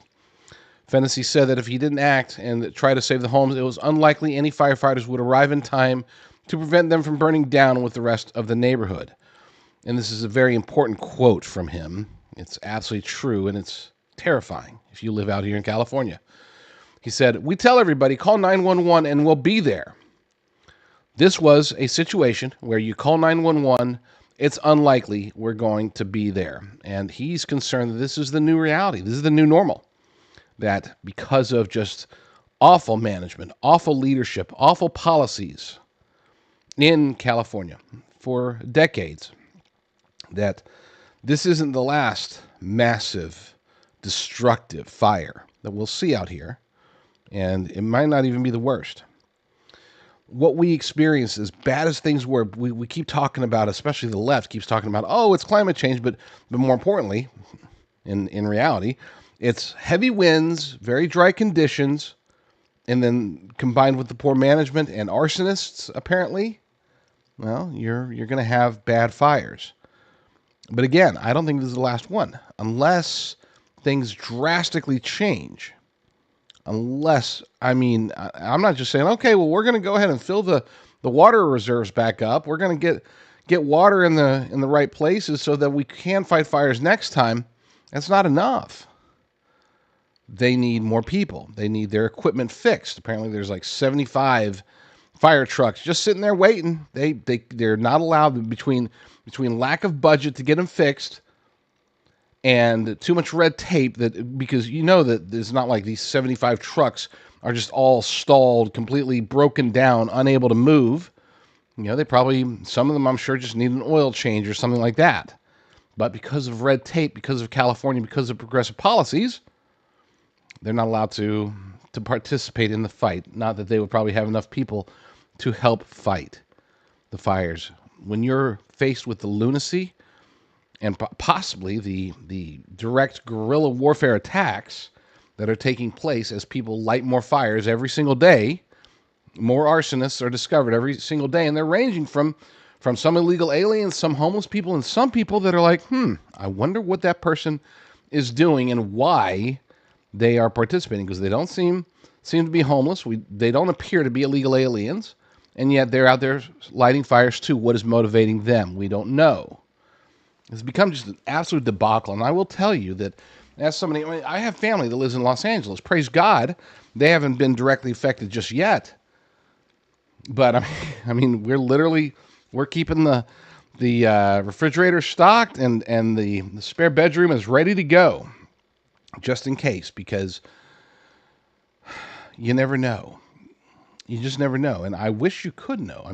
I wish we could have a realistic expectation that in California, if you call the fire department, if you call the police, if you call emergency medical teams, if you call 911, that you're going to get a response in a relatively timely manner. Again, we're talking about a state that, if it were a country, it would be the 5th biggest economy in the world. So how can these resources, these tremendous resources, so many people, so much money flowing through, how can we be so ill prepared for pretty much everything? Riots happen. These flash. What is it? I don't even know what they're called. Where the kids get together and like 50 of them or 100 of them go into like a 7-Eleven and mass rob it and bolt. We've seen examples where it's not like they're running in and running out, in 94 seconds. There was one pretty recently, it was just a month or two ago, where this convenience store was hit. And they were showing in the surveillance video that they had called, the authorities were alerted, 911 was called, and there were kids still in there stealing stuff, breaking stuff, vandalizing, trying to get into the safe, all this stuff for like 30 minutes. It's like, really? Was it out in the boonies or something? No, it was in the middle of some regular, normal city in California. But we don't have the resources. We embrace crime. We don't do the right things with the mentally ill. Many of them are homeless. We don't do anything to fix that. We throw money at it. But that money goes to cronies of whoever's funding the money. We're funding the money, but whoever's dishing out the money. The politicians, the bureaucrats. Oh, I'm getting so sick. So sick of being out here. And again, I have to be very thankful for the blessings, because where I live, we haven't been affected by the fires. Where my daughter lives, she hasn't been affected by the fires either, even though that she's much closer. So, I shouldn't complain, but I will, because it is really bad out here, to the point that you have fire chiefs in other counties having to put out fires with milk and beer. Last year, my long-term storage food company, Prepper Farms, was partnered with and actually owned by another corporation. I know that nobody knew this. Very few people were even aware that this was the case because our production, our systems, everything was in place and working just as it should be. People would go, they would put in promo code JDR at prepperfarms.com. They would receive the maximum possible discount, as always, and then they would get their long-term storage beef. What you didn't know and what we can now explain now is that this year in 2025 we have gone back to the original ownership structure, and I'm very excited about that because that puts me finally back more in charge, and I am super excited about that concept, not because I crave power by any means, but because I feel that as an America First veteran-owned company that we need to focus on helping Americans to prepare for whatever is to come, whether it's natural disasters or emergencies or de-dollarization, food crises, bird flu, whatever it is. We do expect something to happen, which is why we built prepperfarms.com in the first place. The idea here is to get high quality, all American, all Texas beef, the good stuff, ribeye, New York strip, tenderloin, all of that good stuff, and freeze dry it naturally to give it a 25-year shelf life. We don't add any preservatives. There's only one ingredient, and that's beef. Lasts 25 years in the bag, and that's awesome. So support this show, support me, support yourself and your family. Protect yourself for the future by stocking up on long-term storage, high-quality beef. Go to prepperfarms.com. That's prepperfarms.com. Use promo code JDR, and you will receive the maximum possible discount.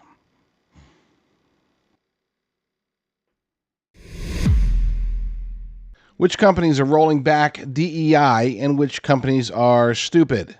Okay, so that's not the actual headline from the article that I'm going to be sharing from Axios, but it is Axios, and to be fair, they tend to be very much left-leaning. They're also, though, very well-funded, and they do very good research. And unfortunately, searching for a list of companies that are abandoning DEI versus those who have announced that they are committing, or many times doubling down on their commitment to DEI, diversity, equity, and inclusion, or as some people like to say, it stands for didn't earn it.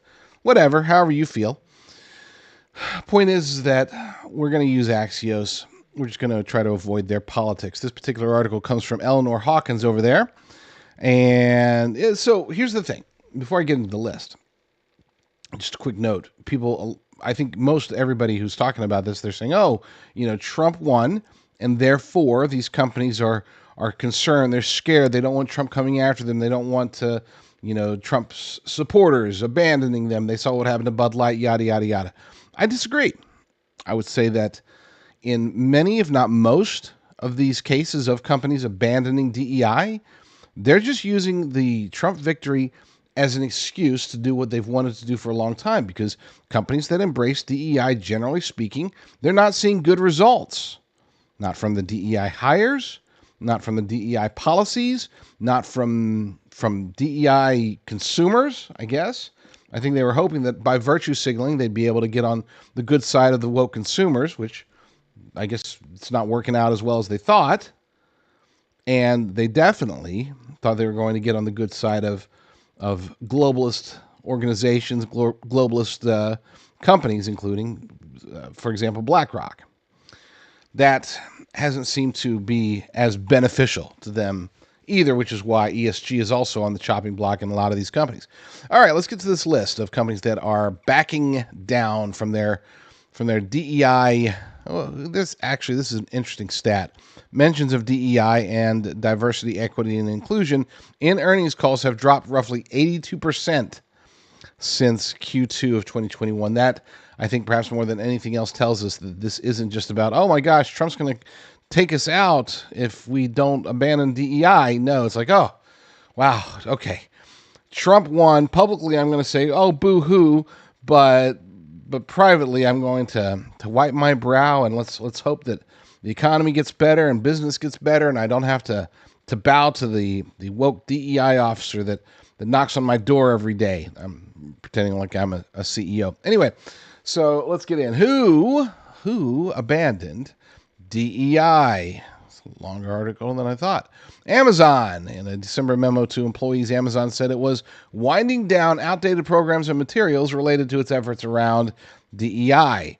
Boeing, praise God for that one. I guess just too many incidences, too many DEI hires, too many challenges with everything, from building the planes to keeping the planes in the air to landing the planes.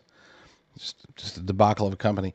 Brown-Forman, the Jack Daniels maker, sent an internal note announcing an end to several diversity, equity, and inclusion programs in response to a shifting legal and external landscape. I would argue that the external landscape aspect of it really does come down to somebody coming in there and saying, okay, Trump won. Why in the world is a company like Jack Daniels embracing DEI? Have you ever... I'm not going to make a joke. Caterpillar, again, falls into the category of really? They really? Seriously? Now, to be clear, a lot of this, we can actually point to a gentleman by the name of Robbie Starbuck. If you're not familiar with him, he's very big on X. If you're not familiar with him, get familiar. Robbie Starbuck is a superstar. He's one of those true grassroots fighters that's really making an impact and forcing companies to rethink their whole wokeness thing. Ford, we've heard about that. Harley Davidson, that's another one that just blew me away, and I'm pretty sure that Robbie Starbuck was involved in that one. I know he was involved in John Deere, who pulled back in response to feedback coming from Robbie Starbuck. Deere said it will no longer participate in or support external social or cultural awareness parades, festivals, or events, and would not include socially motivated messages in training materials, and will ensure it's not using diversity quotas in hiring. And they should be illegal, to be clear. Let's just put that out there. Lowe's told employees it would revise its resource groups, stop participating in human rights campaign surveys, and stop sponsoring or participating in festivals and parades. If there's one bad thing about all this, a lot of these companies, they're not quite reversing, they're just pulling back their involvement. In other words, it's not like, okay, well, we sponsored whatever, what is that, cross-dresser story hour? I forget. What is it? Trans story? What is it called? Drag queen story hour.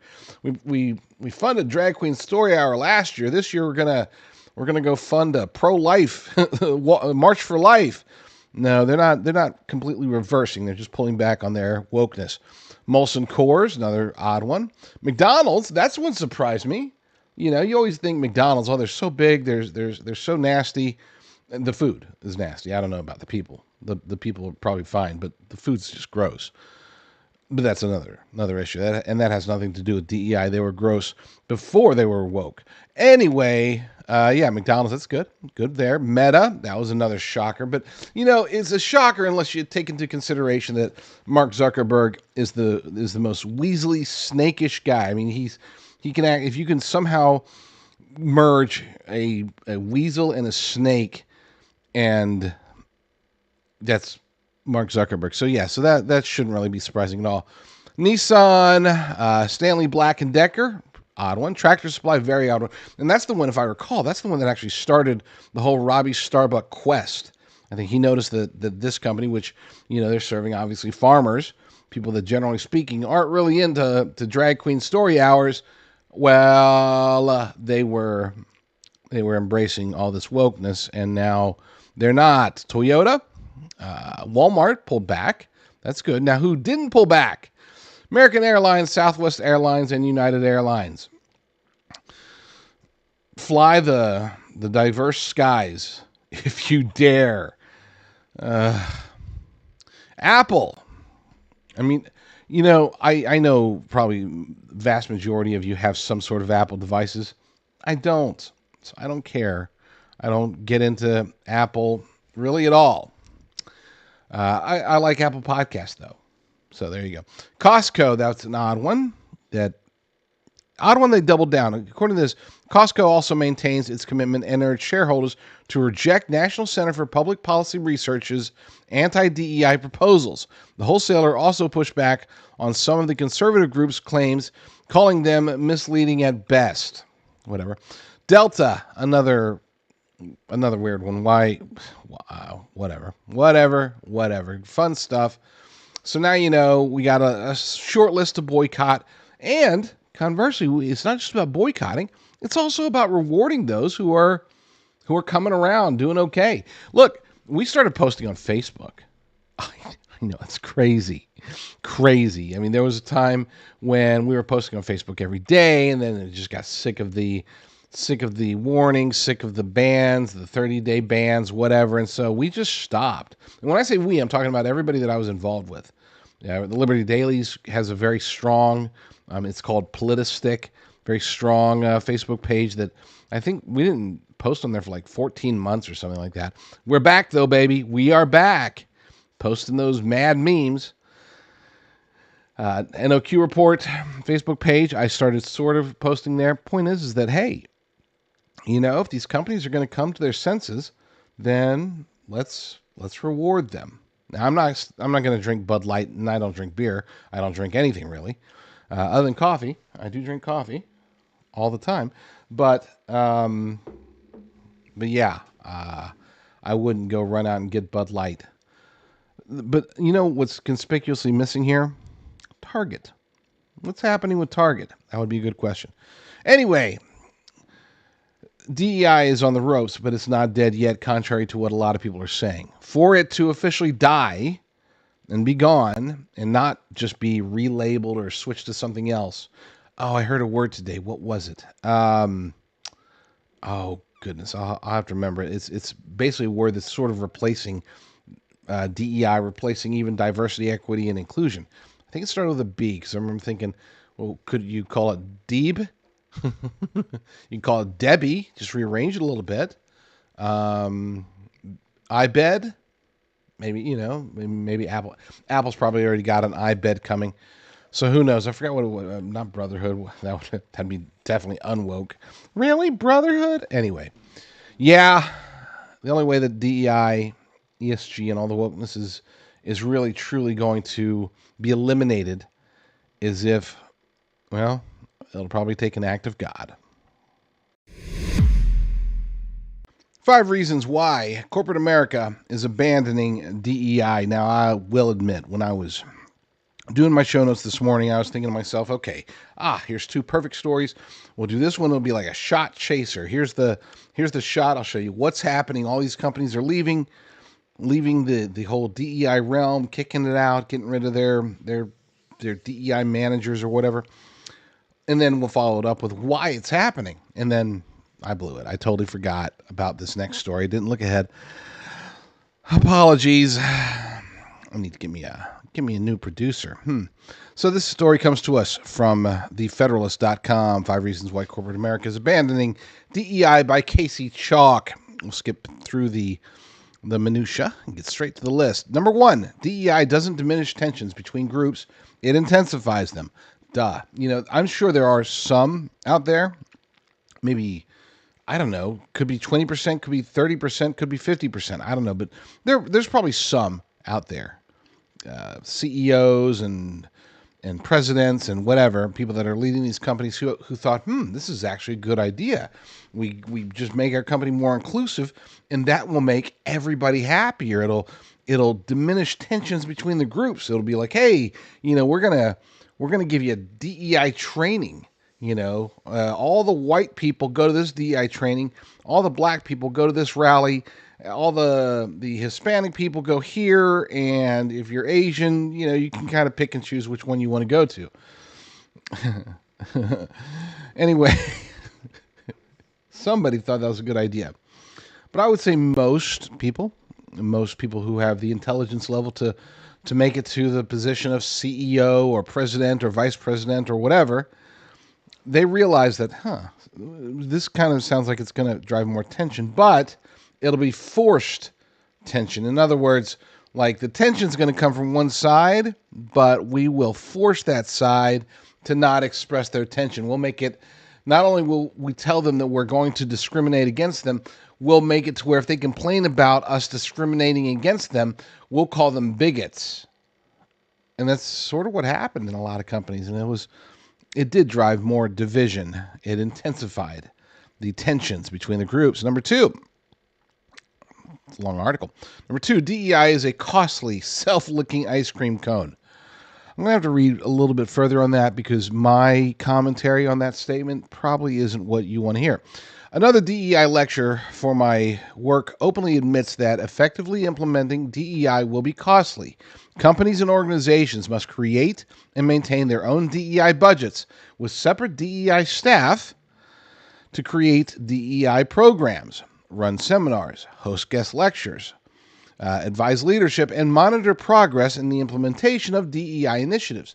These technocrats will counsel management on adding DEI to professional promotion criteria to ensure everyone's cooperation. Now, on a quick side note, hopefully that made sense, the whole self-licking ice cream cone. On a quick side note, I've heard, and I've never, my companies have never had a DEI manager or program or anything, so I don't have this from firsthand experience, but I have heard from people who say that DEI managers and anybody who's trained and gotten their degree in diversity or whatever it is, that these are the most insufferable human beings alive. There seems to be a relatively universal perspective that CEOs and presidents and vice presidents, when they see look at their calendar and they see they've got a meeting with the DEI manager, they find a reason to have somebody else take the meeting, or maybe they get sick, or they pull a fire alarm. If they're former Congressman Bowman, something like that. Yeah, they're not the happiest of people to be around. Number three, DEI fosters its own culture antithetical to American culture. Self-explanatory, but it is thought-provoking. I want you to think about that. DEI fosters its own culture antithetical to American culture. We are supposed to be a melting pot. The United States of America is supposed to be diverse, naturally diverse, diversified, because so many people around the world wanted to come in and participate in the American experiment. They wanted to get their piece of the American dream. They wanted to advance American exceptionalism. They wanted to be Americans. And to do this over time, it took a long time. Okay, I would say we sort of reached peak harmony, if you will, shortly, right around the end of the Cold War, all the way up until around the time when Barack Obama was elected president. Between those times, okay, late 80s, maybe early 90s, all the way through until Barack Obama came in and ruined it all, I would say that racism, sexism, that they were on a sharp declines. Gay bashing or we were just becoming a more tolerant nation, and it was a natural process. I would say that Gen X was basically organically tolerant over time. And not everybody, obviously. I'm not suggesting by any means that if you lived in 1999 and you didn't know what racism was. I'm saying that it was diminished. And it wasn't until cultural Marxism sprouted from Barack Obama and his regime, laying the groundwork, planting the seeds, so to speak, for what we've seen under Joe Biden and his puppet masters. Before that, we were on the right track, and Barack Obama pushed us in the opposite direction, and then wokeness started taking over, and then Trump derangement syndrome added to that, and then the left started going too far and too far and too far and even further. And then, yeah, it really has, I wouldn't say destroyed American culture, but it's definitely hampered it quite a bit, and we need to rebuild that ASAP. Number 4, DEI is demonstrably illogical and incoherent. If I have to explain that one to you, then you just don't get it, and you should just go ask your DEI manager, unless you are a DEI manager, in which case try to set an appointment with your CEO. Number 5, DEI doesn't champion people. It infantilizes them. It's a weird word. I'll have to look it up. But whatever it means, well, let's figure out what it means. Finally, And I'm kidding, by the way. Finally, far from celebrating and empowering, I do get this thing. I get the occasional email correspondence from people when I make these jokes, these self-deprecating jokes. People will be like, "Hey, uh, maybe you should focus on your own education or get a job there because you're kind of dumb." Who knows? Maybe they're right. Maybe they're right. They're not. Finally, far from celebrating and empowering people, DEI actually engenders narcissism and delays their moral development. This is obvious in the way it encourages people to be victims who should condescendingly lecture the unenlightened about their own faults and inadequacies.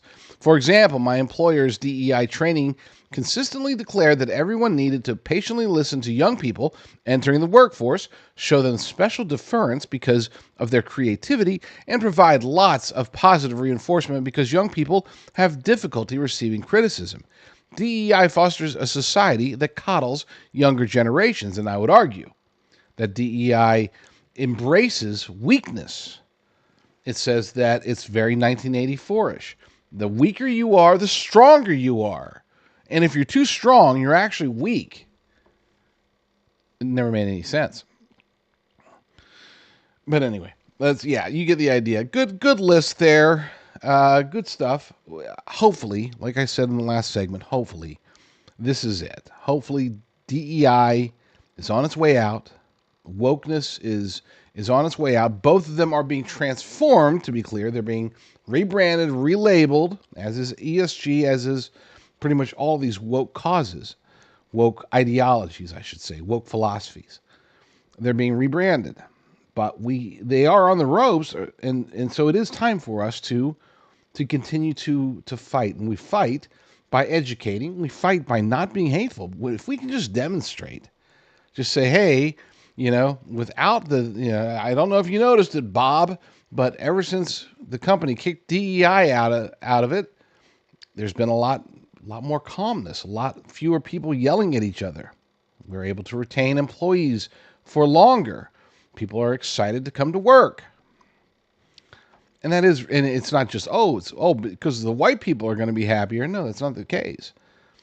Even I would argue that the vast majority, not vast majority, a majority of I guess persons of color, a majority of them would actually just like things to be equal from an opportunity perspective. True equality, not equity, equality. Just like, what? I'm vying for a promotion. Bob is vying for a promotion. May the best man or woman win. That's it. That's what we would want. This whole idea that you're going to, because it hurts both sides when you start to embrace this concept of giving more benefits to those who are marginalized, those who have different intersectional boxes checked off. When you say this person gets preferential treatment, and if this straight white male is more qualified, they're going to have to be a lot more qualified to get a job, and even then they're probably not, because we're going to push them down. That makes the quote unquote privileged class very much upset, but it also throws doubt into the underprivileged classes. And it's not even classes, the labeled, the people that are labeled as, you're a black gay trans woman, therefore, you're president of this company. If it were me, and maybe I'm different, but if it were me, I'd be like, I don't want a promotion based upon the color of my skin. I don't want a promotion based upon my sexual orientation. I want a promotion because I'm better than Bob. And then if they look at me and say, hey, problem is you're not better than Bob. He's more qualified. He's smarter. He's better looking. He's everything better than you, but he's also a white straight male. So we're making Bob, he's going to be the assistant manager, and you're going to be the vice president. It's like, I wouldn't want that if I were whatever. But again, maybe I'm just different. It does need to die. And as I said last time, it'll probably take an act of God. But that doesn't mean that we shouldn't stop, or we should stop trying to bring about its death ourselves. Here's a true story. I was testing out some coffee. This has been almost a year ago. Testing out some coffee for a potential sponsor, and I made the coffee, and I went about my morning routine, did my work, doing my thing, and then I took my first sip of coffee, and it struck me. I'm like, holy crap! I had forgotten that I had was testing out this new coffee. I just took the first sip and I was like, wow, this is really good. And then I remembered, oh my gosh, this is Promised Grounds. This is the stuff that they sent me. So I started drinking some more of it, and I have become a lifetime customer of Promised Grounds. They are a Christian coffee company, which I know you don't see a whole lot of them. They give back to the community. They're Texas, all American, all Texan, just like a lot of the stuff that we do. Check them out. Go to jdrucker.com/coffee, jdrucker.com/coffee, and check out Promised Grounds. It's great.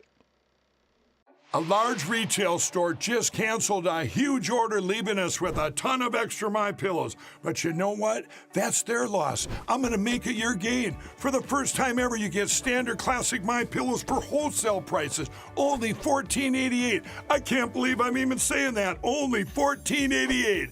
But it gets even better. For a limited time, I'm going to offer my entire classic collection at wholesale prices. Upgrade to a queen size My Pillow for just $18.88. King size only $1 more. Get my body pillows for $29.88 and multi-use My Pillows for only $9.88. So go to mypillow.com or call the number on the screen. Use your promo code to take advantage of wholesale pricing for the first time ever on TV, including my standard size My Pillow, only $14.88. They've never been offered this low before. We have limited quantities at this price, so limit's going to be 10, and once they're gone, they're gone.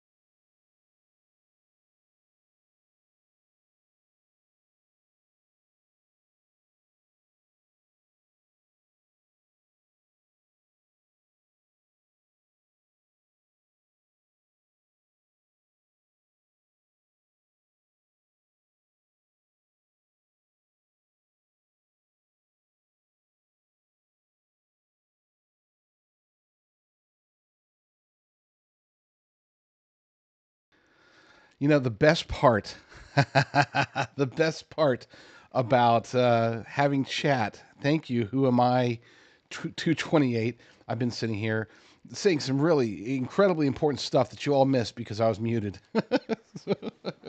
Still got to get used to this whole format, whole situation. For those who aren't aware, yes, we are trying to run the show live. Number one. Number two, we're trying to run it in a way that allows me to continue to do these things, such as, for example, being able to run the Liberty Daily while doing these shows. If you missed it in the beginning, as I noted, from 5 p.m. Pacific until the next morning at the earliest, I'm running the Liberty Daily, and I do this 365 days a year, 366 on leap years. I don't take a break.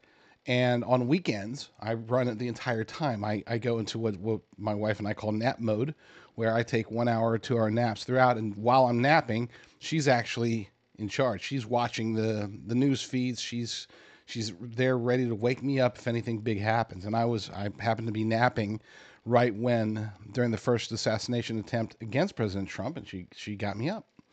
So thank you for that. But we are trying to to run the show on this screen, plus have the stories that we're going to be talking about, plus have the feed there so it continuously refreshes so I can see as stories are coming in.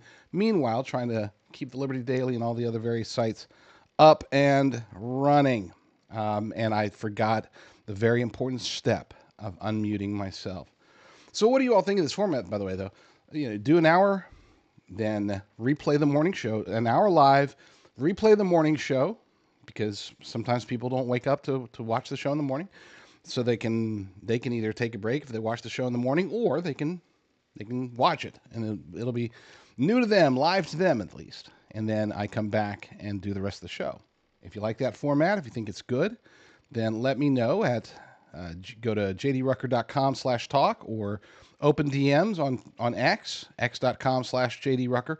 The alternative, and the other thing that I had considered doing, which will be a total pain in the butt, but I'll do it if you guys like this, is that I can take each individual segment from the morning show, and I can do the show live, and then if it's like a 7-minute segment, I will do the show live at night, and then cut to like a 7-minute segment from the morning, and then start working on the Liberty Daily and other things, working on Prepper Farms stuff or any of my normal daily activities, and then come back, do more live, talk about other stuff, and then cut to another segment. Again, that'll be very complicated, but I'm here for y'all. So you tell me, do we take the 56-minute in the middle break and just replay the morning show?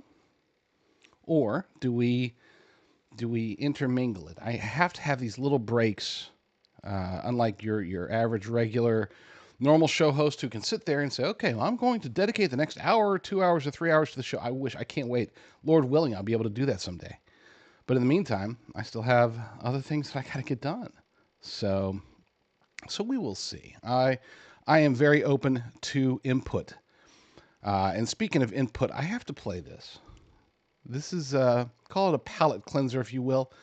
This is from comedian Matt Friend, who does maybe not the best individual impersonations, but as a whole, I mean, the wide array of impersonations that he's able to do in the political realm, I think he's unmatched. And I don't necessarily agree with his politics, but who cares? I mean, this is comedy. I'm a big fan of if it's funny, it's funny. Okay. Do I like Jim Brewer the best because he's a conservative? Well, yeah, sort of. Rob Schneider, I love listening to those guys, right? But even a leftist comedian, I'll listen to them, and if they're funny, they're funny. Comedy should not be so politically charged. And I'm not talking about the non-funny idiots in late-night talk shows, okay? I'm not talking about Stephen Colbert, who wasn't funny when he wasn't unhinged and is even less than not funny now. Right? Or other people like whoever, I don't, that they're not funny. I'm talking about actual comedians. Left, right, doesn't matter. Funny is funny to me. And maybe I'm different, but this guy, Matt Friend, does these impersonations. Check it out. The TikTok ban is a disaster because it comes from China, and you cannot have Xi Jinping spying on us like a dog. We're going to look into it, China. On the subject of TikTok, my wife is actually Chinese, so out of all the minorities, Asians are my favorite. Scooby-Doo. If in fact TikTok does get banned, we still have to unite. As red states, blue states, these are the United States.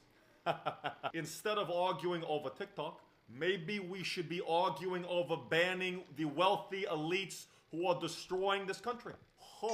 TikTok's a dangerous place. I mean, look what's happening in LA with these fires. Their widespread misinformation campaign. Elon Musk talking with my hands. TikTok, you gotta just You know, I love TikTok, but I love tatas even more. TikTok is a dangerous tool weaponized by communist China to destroy American youth. I'm going to Cancun. Just like great senators, President Trump and I are committed to understanding what TikTok really does. My Mima, my Peepa, and my Weewa all agree. I'm less concerned with TikTok, and I'm more concerned with the rampant pornography infiltrating our schools. These leftist ideologies ought to be banned. If you do make a TikTok, wear a mask. Senator Leahy, what's a TikTok? Senator Leahy. Funny stuff. That Ted Cruz, pardon me, that Ted Cruz impersonation was actually pretty spot on. Good, funny stuff. So let's talk about not funny stuff. Let's talk about Willow. Google's Willow, their latest version of quantum computing, was able to do some pretty amazing things last month. And when I say pretty amazing, it should be pretty terrifying. I'm going to get into it, but I want to just preface this by saying there is going to be an allure to these things, whether it's artificial intelligence, quantum computing, AI agents replacing apps. They're going to convince many of us, many of you, to be honest. They're going to convince many, many people. The vast majority of people are going to see AI, see quantum computing, see the possibilities, see the applications. I mean, it's not just the possibilities. They're going to get to see it as it's happening live, and they're going to think to themselves, this is good. The problem is, and the reason that they'll feel this way is because in reality, many of the things that will happen will be good. I mean, seriously, there's going to be some amazing things that happen as a result of quantum computing being applied in the real world. The ability to solve extremely complex equations that we can't solve today, the ability to decipher and to speculate. Okay, the ability to speculate is something that even your best supercomputers today cannot do. Quantum computing will be able to do. And when I say speculate, what I'm referring to is, for example, starting to discover and answer questions that they don't know exist. The questions themselves, we don't know they exist yet. And they're going to not only find these questions, but find the answers. Now, how this will apply in the real world will be, in many ways, very, very enticing. For example, they'll be able to discover new ways to do drugs that blow big pharma out of the water. Okay, in other words, they'll be able to. And just this is a very loose example, but stay with me on this. They'll be able to examine and notice, for example, that we'll say a particular type of cancer. Okay, they'll look at this particular type of cancer, and we're trying to find ways to treat the symptoms. We're trying to find ways to kill the cancer cells. With quantum computing, it will be able to not only, and as tied into artificial intelligence, they will be able to look at cancer, explore the vast amounts of data that we couldn't possibly imagine being able to see and understand as a whole, as humans. Quantum computing will be able to see it as a whole, and we'll be able to discover things that we didn't know. I mean, they'll be able to say, hey, based upon the analysis, the quantum analysis of this particular type of cancer, we have determined that the actual root cause is this, which nobody's looking at, this thing, whatever this thing is. And the solution, the way to stop it, has nothing to do with this treatment or that treatment or that treatment. As a matter of fact, no radiation, no nothing. If you do, and again, I'm whatever, if you take the seed of this and the milk of a muskrat, I don't know. You get the idea. I mean, it'll come up with things that in 1 trillion years, with the best scientists in the world, we could never have even contemplated. It will solve problems that we cannot possibly solve. And then once you start getting into artificial intelligence, and more specifically artificial general intelligence, and the eventuality of AGI driven by quantum computers, now you're getting into, this is, when I say godlike, I'm not saying that with a big G. I'm not talking about God Almighty. I'm saying godlike as in like demigod, angelic, whatever you want to call it, demonic. This is probably the better way to put it. And it will be able to do things that will blow everybody's mind. And for the most part, people will see this as a huge positive until the negatives start creeping in. And I've always said that the biggest negative, the one that's going to get us, isn't necessarily going to be a Skynet variation of the future where there's war, guns, robots, Terminators, anything like that. Nor will it just be the economic hit that many people will take, the financial hit of losing their jobs, because AI is going to replace the vast majority of jobs. Given enough time, they're going to be able to demonstrate that artificial intelligence, especially once you start getting into more agile robotics, will be able to accomplish and do any job that we can do better than we can do it. Period. I'm dabbling myself into certain AIs. I participated in a program, a study, whatever. I took pretty much all the writing that I've ever done ever, plugged it into an artificial intelligence, an AI. It's really a chatbot, but it's more. It was more than that, and turned it on and had it analyze and basically to see if it could write like me. And the results weren't very great. They were good. They weren't great. Like it still, it missed a lot of nuance. It went, you'll find this crazy. It went a little bit too conspiratorial for me, but still, it was good, and they were close. They're getting there, given enough time, and the feedback that I've given and other writers have given, it is definitely possible that even creative elements will be able to be replaced. It's not a question of if, it is a question of when.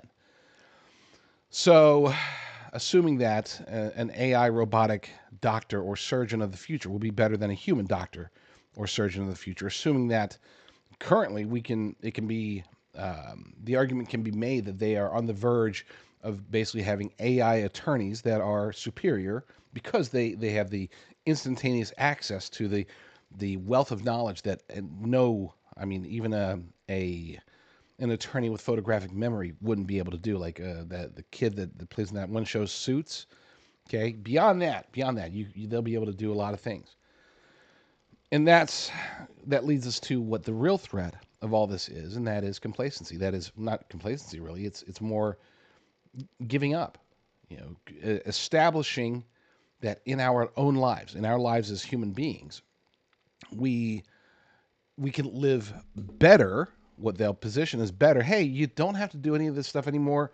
As a matter of fact, you can do pretty much whatever you want. We'll give you a universal basic income, because anything that you could possibly do, AI and robotics and quantum computing and all that stuff can do better. So you're human. You get to be elevated. Okay, you're now a king, basically. You can do nothing, and we'll take care of all of your needs. You will own nothing, and you will be happy. Yes, I do picture artificial intelligence and UBI and modern monetary theory, if we're really getting into it, those being the pathway through which the quote-unquote fourth industrial revolution, the Great Reset, whatever they're calling it, I think they're giving it a new name now, all of these things will be able to be realized as a result of the rise of AGI and quantum computing driving it. And that does concern me greatly, for obvious reasons, but that also tells me that we are very close to, if we're not in the middle of, the biblical end times. So there's that. But let's get into Willow. Willow, for those who don't know, that's Google's state-of-the-art quantum chip. To put in perspective, their previous quantum chip had like 51 qubits, which is tremendous. This one has like 104, I believe. But it's not double the speed. Every single additional qubit doubles the speed of the previous. So if you have 51, when you get to 52, the chip with 52 qubits is twice as fast as the chip with 51. So now we're on to 100 and whatever. Let's get into this. This is from, and I hate pulling from the source in this particular case because the source happens to be Google, and you think they're biased when they're not talking about themselves. They're definitely biased here, but this is important. I want you all to understand this as much as possible. And again, we're pulling from their biased perspective. Meet Willow, our state-of-the-art quantum chip. Today, I'm delighted to announce Willow, our latest, and this was from December 9th of last year. Today, I'm delighted to announce Willow, our latest quantum chip. Willow has state-of-the-art performance across a number of metrics, enabling two major achievements. The first is that Willow can reduce error exponentially as we scale up using more qubits. This cracks a key challenge in quantum error correction that the field has pursued for almost 30 years, and I'll explain that here in a second. Second, the Willow performance Willow performed a standard benchmark computation, SBC, in under 5 minutes. Now, this standard benchmark computation would have taken one of today's fastest supercomputers 10 septillion years. And if you're not familiar with septillion, that's a 10 followed by 25 zeros. 10 septillion years for the fastest supercomputer in the world to do what Willow was able to accomplish in 5 minutes. Glenn Beck had covered this, and he tried his best. I love Glenn Beck, okay, but sometimes this stuff is a little over his head, okay? When it comes to politics, when it comes to culture, when it comes to his understanding of the conspiratorial nature of those around us, he's top notch. When it comes to 10 septillion years, he kept saying, I want to know what the question was. It was adorable. Love Glenn Beck. The Willow chip is a major step on a journey that began 10 years ago. When I don't care. Let's get to the important part. So they said there was two important things that happened. The error correction component, that is a big one. Okay, we would already have quantum computers today if it wasn't for three things. Number one, they require vast amounts of power to properly operate, as does AGI, to be clear. That's why you see all these tech companies now talking about, hey, maybe we can build a nuclear reactor. Everybody's like, what? Why do you need that? Oh, trust me, we do. Number two, you need the cooling ability. You need to be able to keep this down. This being these chips and these computers down at temperatures that are unfathomable to most. We're talking about nearly absolute zero or right at absolute zero, colder than space, basically. And that is a challenge. And the reason for those two things is because of the third aspect of it, which is the error component. With a qubit, you're dealing with two very hard to comprehend aspects of quantum physics. Number one, you deal with superposition, and I think the everybody's familiar with Schrodinger's cat. That is the I guess the layman's version of understanding superposition. Then there's quantum entanglement, and the easiest way to understand that is that you have basically two elements, two components. It could be two atoms, two electrons, whatever, two people. And regardless of distance, one affects what happens to one affects the other instantaneously. It doesn't matter. It could be 1,000 light years away. With quantum entanglement, the responses are instant because they are entangled quantumly. In other words, there is no like direct physical connection between them that would require space and time in order for a response to be realized, in order for it to travel. There is no travel time. There's no traveling period. It is a quantum entanglement, and we don't understand it. Now, I have theories, and I don't think we're going to get to those today because I don't want to bore you to death yet. We'll bore you later. But here's the thing, is that that aspect of it makes it to where when you have a qubit, which your standard bits, right? In computing, you've got ones or zeros. With a qubit can be a 1 or a 0, or a 1 and a 0, or neither a 1 or a 0, all at the same time. And that's the part where the easiest way to put it is with a bit, you flip a coin and it lands on heads or tails. With a qubit, you flip a coin and it lands and it starts spinning. And it at any moment could be heads or tails or neither or both. Make sense? Bottom line is that this does enable computations to happen exponentially faster than with your standard computers, even a supercomputer. That's why it's able to do so much. But the challenge with error correction, errors occur within quantum computers based upon the craziest things. Okay, 1 degree temperature variation could cause massive errors. Sounds, lights, vibrations. There's a rumor, I don't know if this is true, but there's a rumor that they had a cataclysmic error, cascading errors in a quantum computer because of a truck hitting a pothole outside. That was enough to disrupt a quantum chip to the point of basically full-blown nothing but errors. Okay. Well, they're working on. They've established a way they believe to start reducing the errors, and they're doing this by adding more qubits. Okay, anyway, so let me make this bigger so you can see what I'm reading. Errors are one of the greatest challenges in quantum computing, since qubits, the unit of computation in quantum computers, have a tendency to rapidly exchange information with their environment, making it difficult to protect the information needed to complete a computation. Typically, the more qubits you use, the more errors will cause, and the system becomes classical.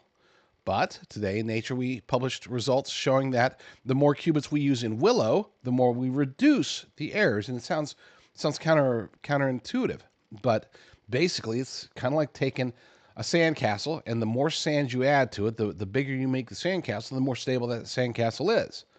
It doesn't quite compute in our brains, but they're saying that it worked. And the more quantum the system becomes. We tested ever larger arrays of physical qubits, scaling up from the grid of 3 by 3 encoded qubits to a grid of 5 by 5 to a grid of 7 by 7. And each time, using our latest advances in quantum error correction, we were able to cut the error rate in half. In other words, we achieved an exponential reduction in the error rate. This historic accomplishment is known in the field as below threshold, being able to drive errors down while scaling up the number of qubits.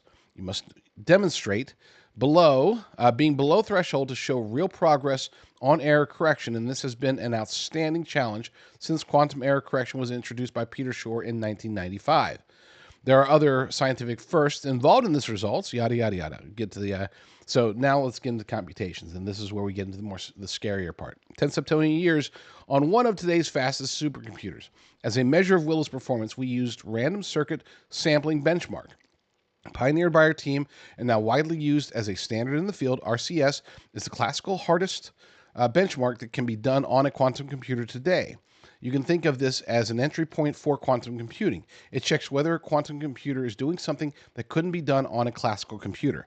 Any team building a quantum computer would check first if it can beat classical computers on RCS. Otherwise, there's a strong reason for skepticism that it can tackle more complex quantum tasks. We've consistently used this benchmark to assess progress from one generation of chip to the next. We reported Sycamore results in October 2019, and again recently in October 2024. Willow, which is the successor, Willow's performance on this benchmark is astonishing. It performed a computation in under 5 minutes that would take one of today's fastest supercomputers 10 septillion years. This mind-boggling number exceeds known timescales in physics and vastly exceeds the age of the universe. It lends credence to the notion that quantum computation occurs in many parallel universes, in line with the ideas that we live in a multiverse, a prediction first made by David Deutsch. These latest, I was going to keep going and glaze over that just for fun, but let's talk about that real quick. And I'm going to actually take the screen down for this. Their contention, and there's a rising number of quantum physicists as well as quantum computer scientists who are starting to believe that the reason that quantum computers, that qubits, are able to do calculations so quickly is because they're tapping into the multiverse. In other words, they're saying that this qubit exists in the multiverse, which is, they say, is infinite or nearly infinite. So as a result, you're able to get computational power from multiple universes. That is their contention. Now, the other prevailing theory, the theory that preceded this one, that others are still latching onto and still holding true to, is that it's not a multiverse, but there is a parallel universe. Now, this aligns with a theory that I've been working on with some people. And that theory is that the reason that qubits are so powerful is because they do sort of work in a parallel universe. It's not really a parallel universe, though. It is a separate dimension, and I would argue that this separate dimension would be across the veil. If you were to read through Ezekiel, look at Ezekiel's visions, if you were to start to understand and tie in what they're learning in quantum physics with what we already know from the Bible, you'll see that there are parallels. But it's not a parallel universe. It's not a multiverse. That would be a lateral move. We're talking about a vertical move to a higher dimension. In other words, with a qubit. In just as on earth, so too in heaven. I just butchered the verse, but you know what I'm talking about if you've read your Bible. These qubits, these quantum computers, are tapping into you can call it the heavenly variation. Some would say it was more along the lines of the demonic variation, the breach, the reaching across the veil into the supernatural. That is, to me, a far more plausible reason or explanation about the insane computational powers of qubits, of quantum computers. To put it in perspective, think of it like this. When you're looking at trying to understand how these computers work, you've got, let's say, for example, a password, okay? And you can try to use what's called a brute force attack to try to solve figure out what the password is. You just try this password, nope, this password, nope, this password, nope, do that over and over again, and the supercomputers can do that over time. They say, depending on the difficulty level of the password, it could take this long, it could take this long, it could take this long, because they're doing it one at a time. With a quantum computer, the idea there, and this is why they keep going into this whole multiverse theory, and this is why I keep going into the whole higher dimensional theory, is that instead of try, fail, a quantum computer would address the password problem by just trying all possible passwords at once. Makes sense, sort of. It doesn't work in our linear world, but in the quantum world, it makes perfect sense. And now we get into the real problem, the real risk.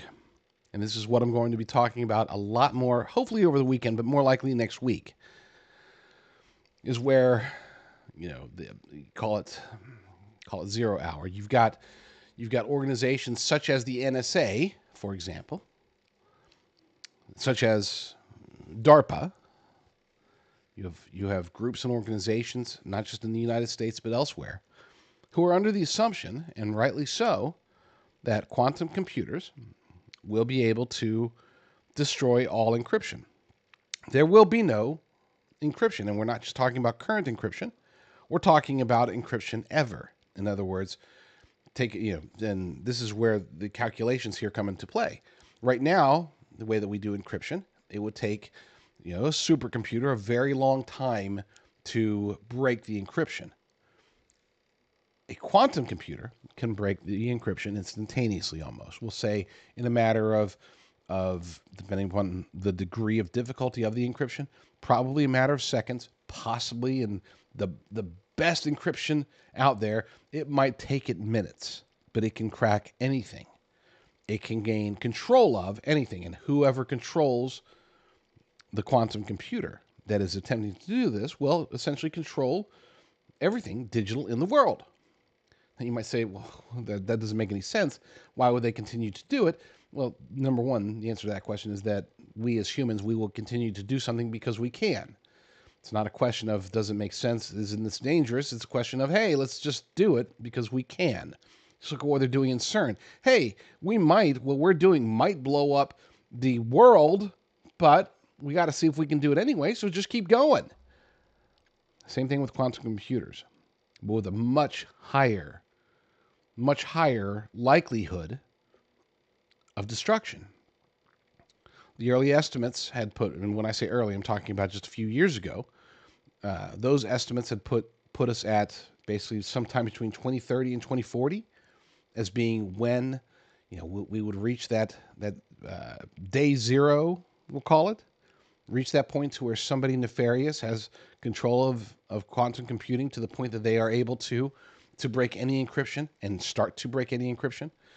They destroy the monetary system, crash planes, take down hospitals, anything. I mean, just anything that is digital, they would have access to, and they would be able to with the click of a button, make big, make small, make gone. They would, again, be able to do pretty much anything. And that is a concern. They were initially saying 2030 to 2040. Now they're thinking that it's going to happen sometime before 2030. The NSA is trying to prepare for that, but they don't have enough time. they aren't going to be able to encrypt everything that they need encrypted. Now it's a question of what can they encrypt well enough to prevent a quantum computer from being able to break into it. And unfortunately, the best solution that they have, wait for it, the best solution they have is to develop their own quantum computer that can then control the encryption. Might not sound logical to let a quantum computer be used to defend against quantum computing, but then again, there may not be another option. The other option, I guess you could say, would be to go analog. The other option would be to air gap the world, make it to where all this connection that we've been working so hard to accomplish over the last 2.5 decades, that has culminated now in like Starlink and stuff like that. Well, we got to cut all that off because anything that's connected to the internet is now vulnerable to quantum computing. I know this is all sorts of, if you haven't been paying attention to any of this stuff, and I don't blame you if you haven't, then this all might sound like, wow, this is crazy, except it's happening. It's happening right now. I mean, they are working toward, they being everybody who's in the know, is working to either try to figure out how to build quantum computers or what to do after they're live. And the question isn't at this point whether or not we can, they're not trying, the NSA is not sitting there trying to figure out how do we stop quantum computers from being able to do what they're going to be able to do. At this point, they're saying, how do we survive once quantum computers start doing what they're able to do? Now, again, once you tie this into artificial intelligence, particularly artificial general intelligence, which Sam Altman over at OpenAI declares that this is the year, we're here, it's 2025, they will have working AGI at OpenAI. That's who they built ChatGPT. They believe that they know what it's going to take, and they're going to be able to achieve it. They've been able to get a pretty huge chunk of funding behind them, and I don't see any reason. I mean, they have no reason to lie about it. You have people like Elon Musk pushing in the same basic direction. Grok is not just when we look at what is X. Why did he buy X? Was it so that he could win the election? I think that's part of it. Is it so that he could control the narrative, expose the bad guys, bring down legacy media? Yes, and yes. But at the end of the day, he really only had two primary, like the overarching goals, which he's barely discussed. Number one is to advance artificial intelligence in a way that is not only controllable, but adoptable. In other words, have AI. He feels that AGI is going to happen soon as well, and he wants to be the person who controls it. Maybe for good reason. Maybe he's like, hey, I got to defend the world against the bad guys that are going to use AI. I'm not going to go into motives. I'm just saying that is one of the goals. Utilizing Grok for adoption, utilizing to collect data. By the way, why would he put Grok out there for users to use? Because it does take a tremendous amount of energy. It takes it's a net loser, financially speaking, but in the long run, it's a net winner because he's able to. Every time we use Grok gets better, Grok gets stronger, Grok gets smarter, and he gets closer to being able to have enough data to help him to create AGI. Okay, so that's number one. Number two is, of course, his vision of X. I'm not talking about X, the social platform. I'm talking X as in this thing that he has in his head, where X would be basically the AI agent that rules them all. Okay, you don't need, there's going to be hundreds of thousands, millions, tens of millions of AI agents that will basically be replacing apps on our smartphones here in the very near future. He thinks, why not replace all of those with one? Just one. All you need is X. And again, not the social platform, X, the AI, the AGI agent that he, plans to bring about. Again, he's barely talked about this stuff. But the vision is clear. The direction is crystal clear if you're paying attention. Again, if you're paying attention. And the reason that I've been talking about this so much and will continue to talk about it so much is because, unfortunately, in conservative and alternative media, very few people are paying any attention. I get it. We're so focused. Oh, yay, Trump's going to deport everybody. Awesome. We're so focused on, oh my gosh, China's bad, Democrats are bad, uniparty swamp is bad. We get so tied into the day to day. What did Kristi Noem say in her confirmation hearing? I get it. I'm interested in that stuff too. I want to talk. I've got a video from her confirmation hearing ready to go, but I'm not going to bring it up yet until probably the next segment, because this is a topic that everybody has to understand, even if only to realize that our path forward in this is not to try to stop any of it. Our path forward is to get ourselves and our families and our communities as prepared as possible. This is why it's not just about stop eating ultra-processed foods. It's about being able to produce your own food. It's about working with people, working within your community. I'm a big fan of making sure that, just in case things do go south at some point in the future, that you have enough connections, enough of a network around you, physically around you, that you'll be able to feed your family, get your medications, get whatever you need. And, in my ideal vision of how we make it through this, I picture like a Galt's Gulch everywhere, little mini Galt's Gulches everywhere, but not just for the intellectually superior, as in Atlas Shrugged. I'm talking about for just communities, just everybody. Hey, we got our little ecosystem here.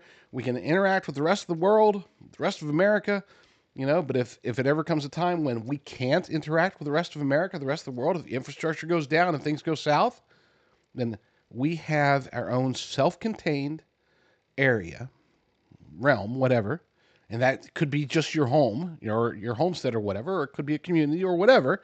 But we have these little, I call them freedom zones, best way to put it, these places that will be able to not become beholden to the powers that be if and when things start really going south. Now, I know this is all crazy talk. I know that there's a good chance that many, if not most of you, have already tuned me out. But I'm not going to stop talking about it. I'll stop talking about it tonight. We'll move on to normie issues here in a second. But I'm not going to stop talking about it on the show in general, because there's a lot to talk about. There's a lot to prepare for. There's a lot to do. And unfortunately, the vast majority of my peers in conservative or alternative media aren't paying enough attention. Let's take a short break. When we get back, we'll talk about some politics. Let's talk about Kristi Noem. That'll be fun and easy. Kristi Noem. Here's a true story. I was testing out some coffee. This has been almost a year ago. Testing out some coffee for a potential sponsor. And I had made the coffee, and I went about my morning routine, did my work, doing my thing, and then I took my first sip of coffee. And it struck me. I'm like, holy crap. I had forgotten that I was testing out this new coffee. I just took the first sip, and I was like, wow, this is really good. And then I remembered, oh my gosh, this is Promised Grounds. This is the stuff that they sent me. So I started drinking some more of it, and I have become a lifetime customer of Promised Grounds. They are a Christian coffee company, which I know you don't see a whole lot of them. They give back to the community. They're Texas, all American, all Texan, just like a lot of the stuff that we do. Check them out. Go to jdrucker.com/coffee, jdrucker.com/coffee, and check out Promised Grounds. It's great. I will admit, I have not been the biggest fan of Kristi Noem. I actually scratched my head. That was one of the most confused I'd been by any of President Trump's cabinet picks when he picked her to run Department of Homeland Security. But after watching some of her confirmation hearing, I realized I guess I can sort of understand where he's coming from and where she does fit in. And I think she'll do fine. It really does come down to not just qualifications, but also ideology. And I think that she might, at least in this case, as it pertains to keeping the nation safe, which is what the Department of Homeland Security is supposed to do. Not, let's forget about the last 4 years. This Department of Homeland Security that's coming in starting Monday, this one is supposed to keep the American people safe from harm, foreign and domestic. So, can she do it? I think so. I think that her her head is at least in the right place. My goal and my mission is to build trust. We will undertake a large job and a large duty that we have to fulfill, that the American people expect us to do, by securing our border, to make sure that our nation is a nation with borders, or we're no nation at all, and that we are making sure that those criminal actors that are perpetuating violence in our communities and in our cities and towns and states are removed from this country, that there's consequences for breaking the law in our country again. There has to be consequences, because when Americans break the law, there's consequences. And why would we ever allow someone to come in from another country and not allow them, and not have consequences, or allow them to continue to go forward and to commit rape and murders and break other laws that endanger our society? So we've had over 13,000 murders that are loose in this country that have come over that border. We've had almost 16,000 rapists and sexual assault perpetuators that are loose in this country right now. 425,000 plus people have criminal convictions that are here illegally in this country that our current administration is doing nothing to round them up and get them out of our country. We will be doing that immediately, and that will be the priority. And that is one of the reasons that today the American people have lost their trust. President Trump will build it back and know that their federal government is accountable to them and is working to put America first again. Good talk, but it's all it is so far. I am more confident that she'll be able to do the job. I hope that she does. I hope that she can. I hope that she is not only good at talking about this stuff, but that she can actually get it done. And if she can, then, I mean, unfortunately, the bar has been set so low. I mean, she could do nothing, and it would be better than what has been done so far. I mean, my gosh, it's been bad. But hey, you know, this is what we're dealing with. So we will deal with it as best we can. I'm hopeful that she will be able to accomplish those things. The one thing that I am so very happy with J.D. Vance. I don't know if you guys remember, but I believe I'm almost certain that early on in the campaign that Kristi Noem was the VP pick, was President Trump's first choice. This is before the whole shooting of the dog incident in her book that pretty much took her out of consideration. But the reason that I think this is because if you recall, pardon me, she held a rally in her state that President Trump attended. And this was a rally to where she officially comes out and endorses him, right? Well, the big sign, huge sign in the background, it said Trump Noem 2024. Now she wasn't running in 2024. So what was that all about? I think it was a test balloon, see what people were thinking, kind of hint out there. Hey, thinking about making Kristi Noem the VP choice. What do y'all think? And of course I jumped out there and said, no, don't do it. And thankfully, and then she put out her book and talked about shooting dogs, and then that was over for her. But yeah, hopefully she'll be fine at the Department of Homeland Security. We did have some more good news on Friday. CNN lost their lawsuit. They are going to pay an undisclosed amount of money. We know they'll pay at least $5 million, but as far as the punitive damages, we don't know, because they did a plea bargain. Some were talking at one point about, hey, it should be about $150 million to the former Navy veteran Zachary Young, who went into Afghanistan, got people out, and then CNN went after him for it because he charged money for it, because they expect everybody to just do everything, risk their lives, right, for free, because they're stupid. Story over. Gateway pundit. Jury finds CNN committed defamation against Navy vet Zachary Young. CNN owes Young $5 million in emotional and financial damages, plus whatever he gets, or whatever he was able to negotiate, or his attorneys were able to negotiate for punitive damages. Jurors began deliberating after closing arguments were made on Thursday in a defamation lawsuit against CNN. The deliberation continued into Friday after the jury remained undecided late Thursday evening. Now they find CNN liable for defaming U.S. Navy veteran who helped with the Afghanistan evacuation. They owe $4 million for financial damages and $1 million in emotional damages. And they went after him hard. Okay, I don't know if you guys were watching, but you had everybody, including Jake Tapper, out there, basically saying this guy's scamming the Afghan people, charging them, a lot of money that most of them can't get a hold of. And he replied with, "Hey, look, a lot of these people are getting sponsors. They're getting sponsored. It's not like it's free to risk our lives to get these people out of Afghanistan just because Joe Biden botched the withdrawal. It's not cheap. It's not risk-free. Yes, we need to get paid for it. That's what he did. That was his job." And CNN did not like that one bit. They went after him with everything they had. They defamed him, and the jury found that as a result that they owe him money.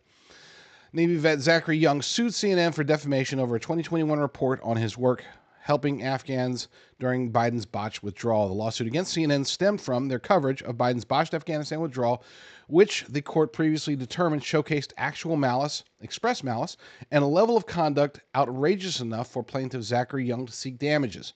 Young, who was offering to transport Afghans out of the country to flee the Taliban in 2021, was accused by Tapper and CNN correspondent Alex Marquardt of running a black market scheme and exploiting desperate Afghans for personal gain while disregarding the dangers and circumstances surrounding the evacuation efforts. Tapper even maliciously and sarcastically highlighted Young's use of the word "unfortunately" in a message to the network about the extremely limited availability of evacuations and high demand, as if to imply that Young was benefiting from the situation.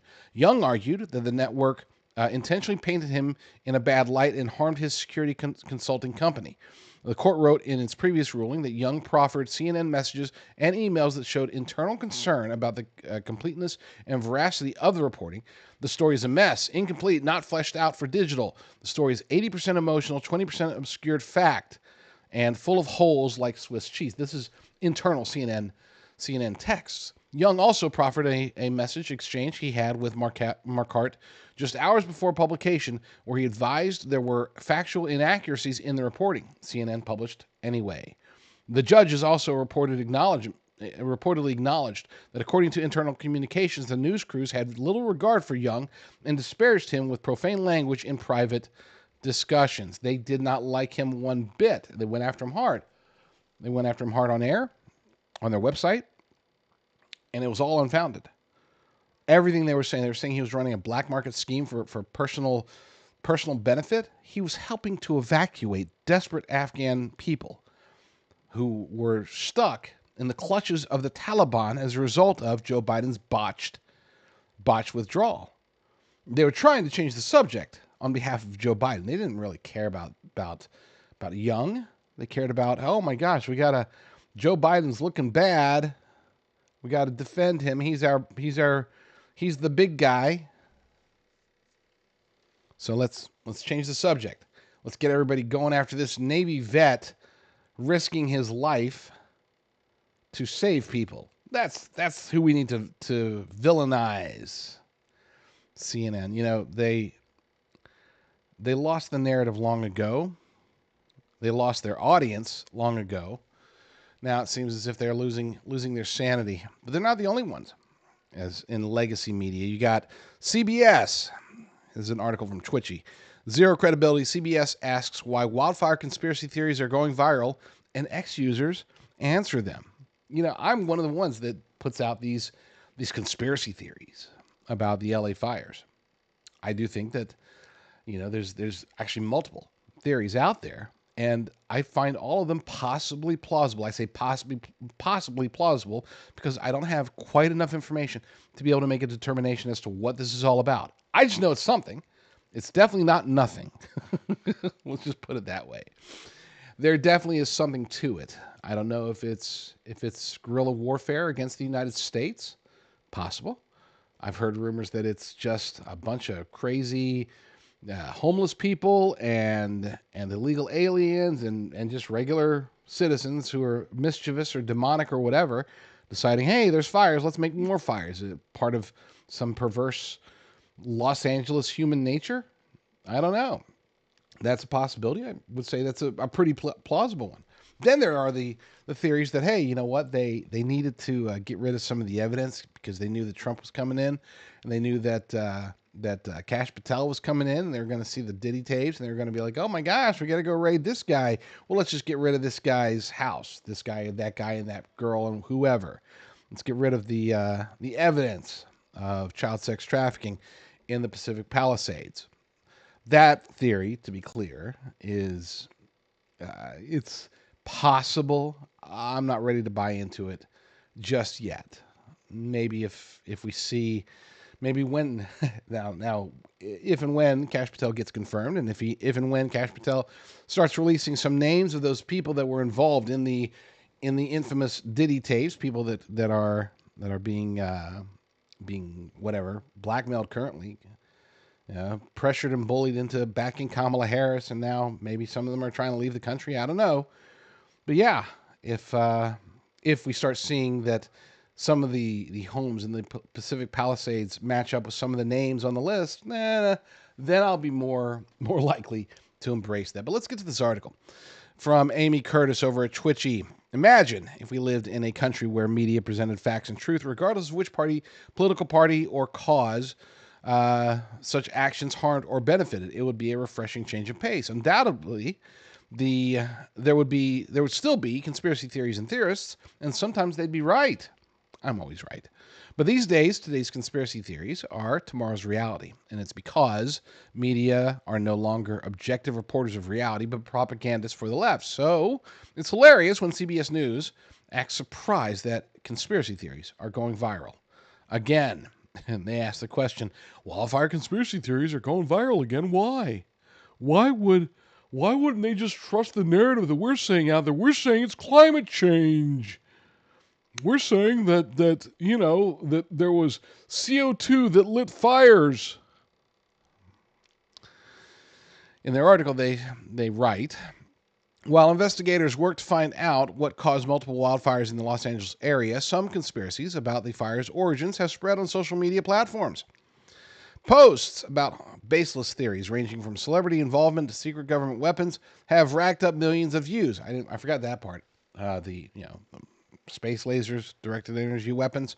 Yep, that's possible. If you look at that blue Volkswagen van that didn't get a scratch on it, despite the entire area around it getting burnt down.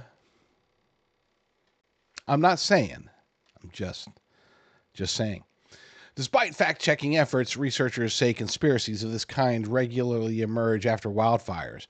I think, and this is a quote from Abby Richards, a misinformation researcher, which makes her an idiot. I think that the more emotionally overwhelming it is, the more likely we are to see high volumes of conspiracy theories to cope and make people feel like they have control. So let's just stop right there before I go any further.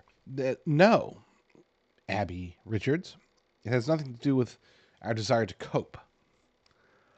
If we were coping, then we'd say, you know what? This is just probably down power lines, probably just fireworks. There's nothing here.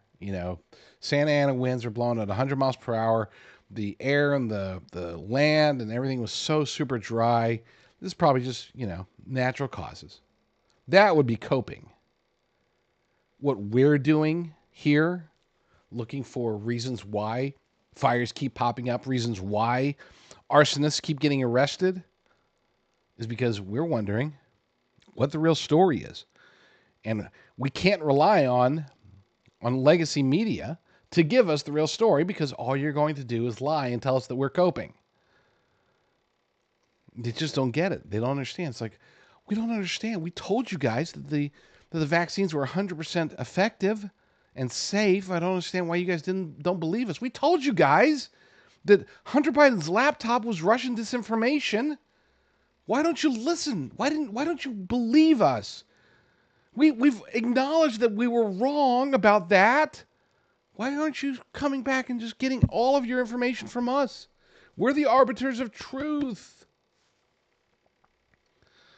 Abby Richards is the name of this misinformation researcher and absolute moron. I mean, that's like, we hear some disinformation stuff a lot and misinformation stuff. But this Abby Richards, she's just, I mean, legitimately like unintelligent, like straight up full blown stupid. Like somebody needs to get her a helmet if she thinks that we're just trying to cope instead of listening to legacy media tell us that it's the CO2 that started the fires. Back to the article. No one trusts fact checkers because they just parrot the Democrat Party line, and that's it. Exactly. What did Molly Hemingway say? She said, probably because all you do with your immense power is spread Democrat propaganda and lies, leaving people without enough credible news resources in the corporate media space.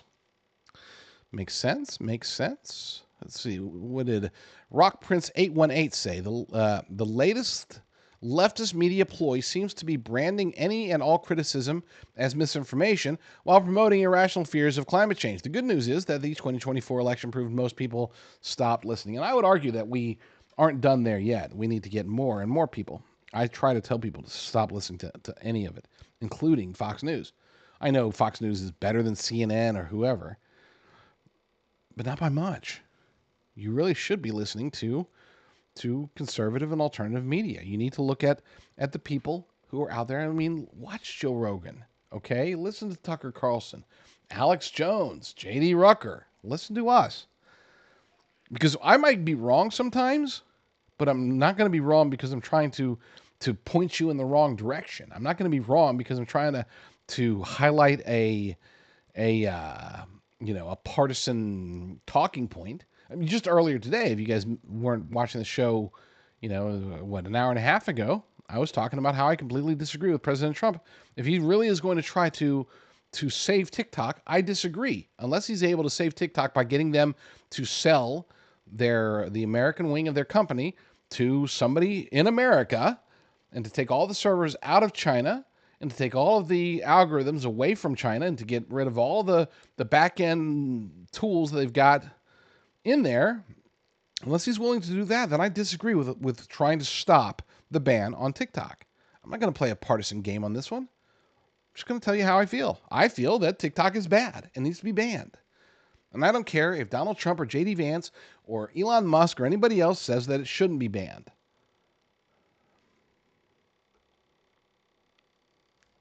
Sorry. They've learned nothing from the 2024 election either. Tony Kinnett says, you're bad at this. This is why. And they have a list of, should we go through the list? No. It's a long show already. It's a long list. Yeah, you get the idea. Oh, what a world. What a world. We, as a nation, we are starting to come around to understanding that legacy media is bad, that independent media, truthful independent media, not all of it. I don't want to say, if it's independent media, it's good.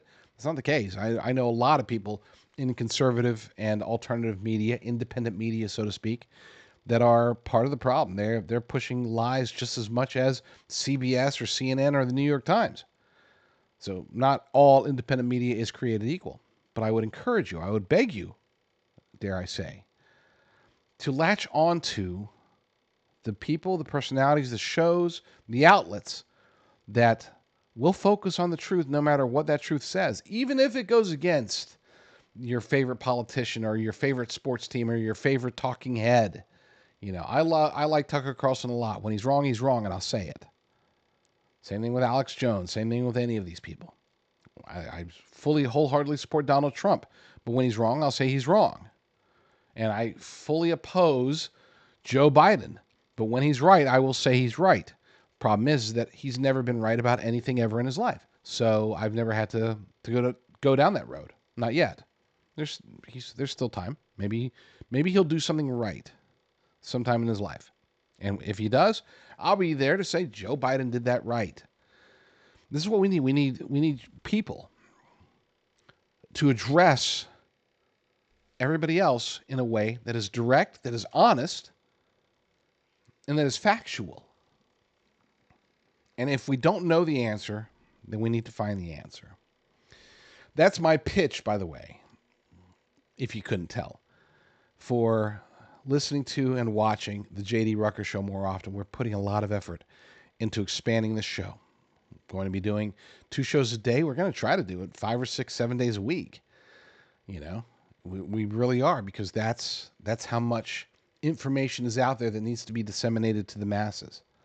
I'm going to go and do my show that I put out on Frank's Beach, by the way. I'm going to be doing that show at 9 a.m. Pacific, at least Monday through Friday. And that show will be exactly 56 minutes long, or 58 minutes long, I think. And that show will be pre-recorded. And then I'm going to try to do this live show, this live version of my show, every day, at least 5 days a week, but preferably 7, at 6 p.m. Pacific. Put it on Rumble, put it on X, put it on BitChute, Getter, YouTube even. Put it on various places until they kick me off for the 4th time. Put it on the various places where people can get the news, because we need truth. That's the only thing. Truth and, of course, God Almighty are the only things that can get us through the times ahead. Is Donald Trump going to do a great job? I fully expect him to.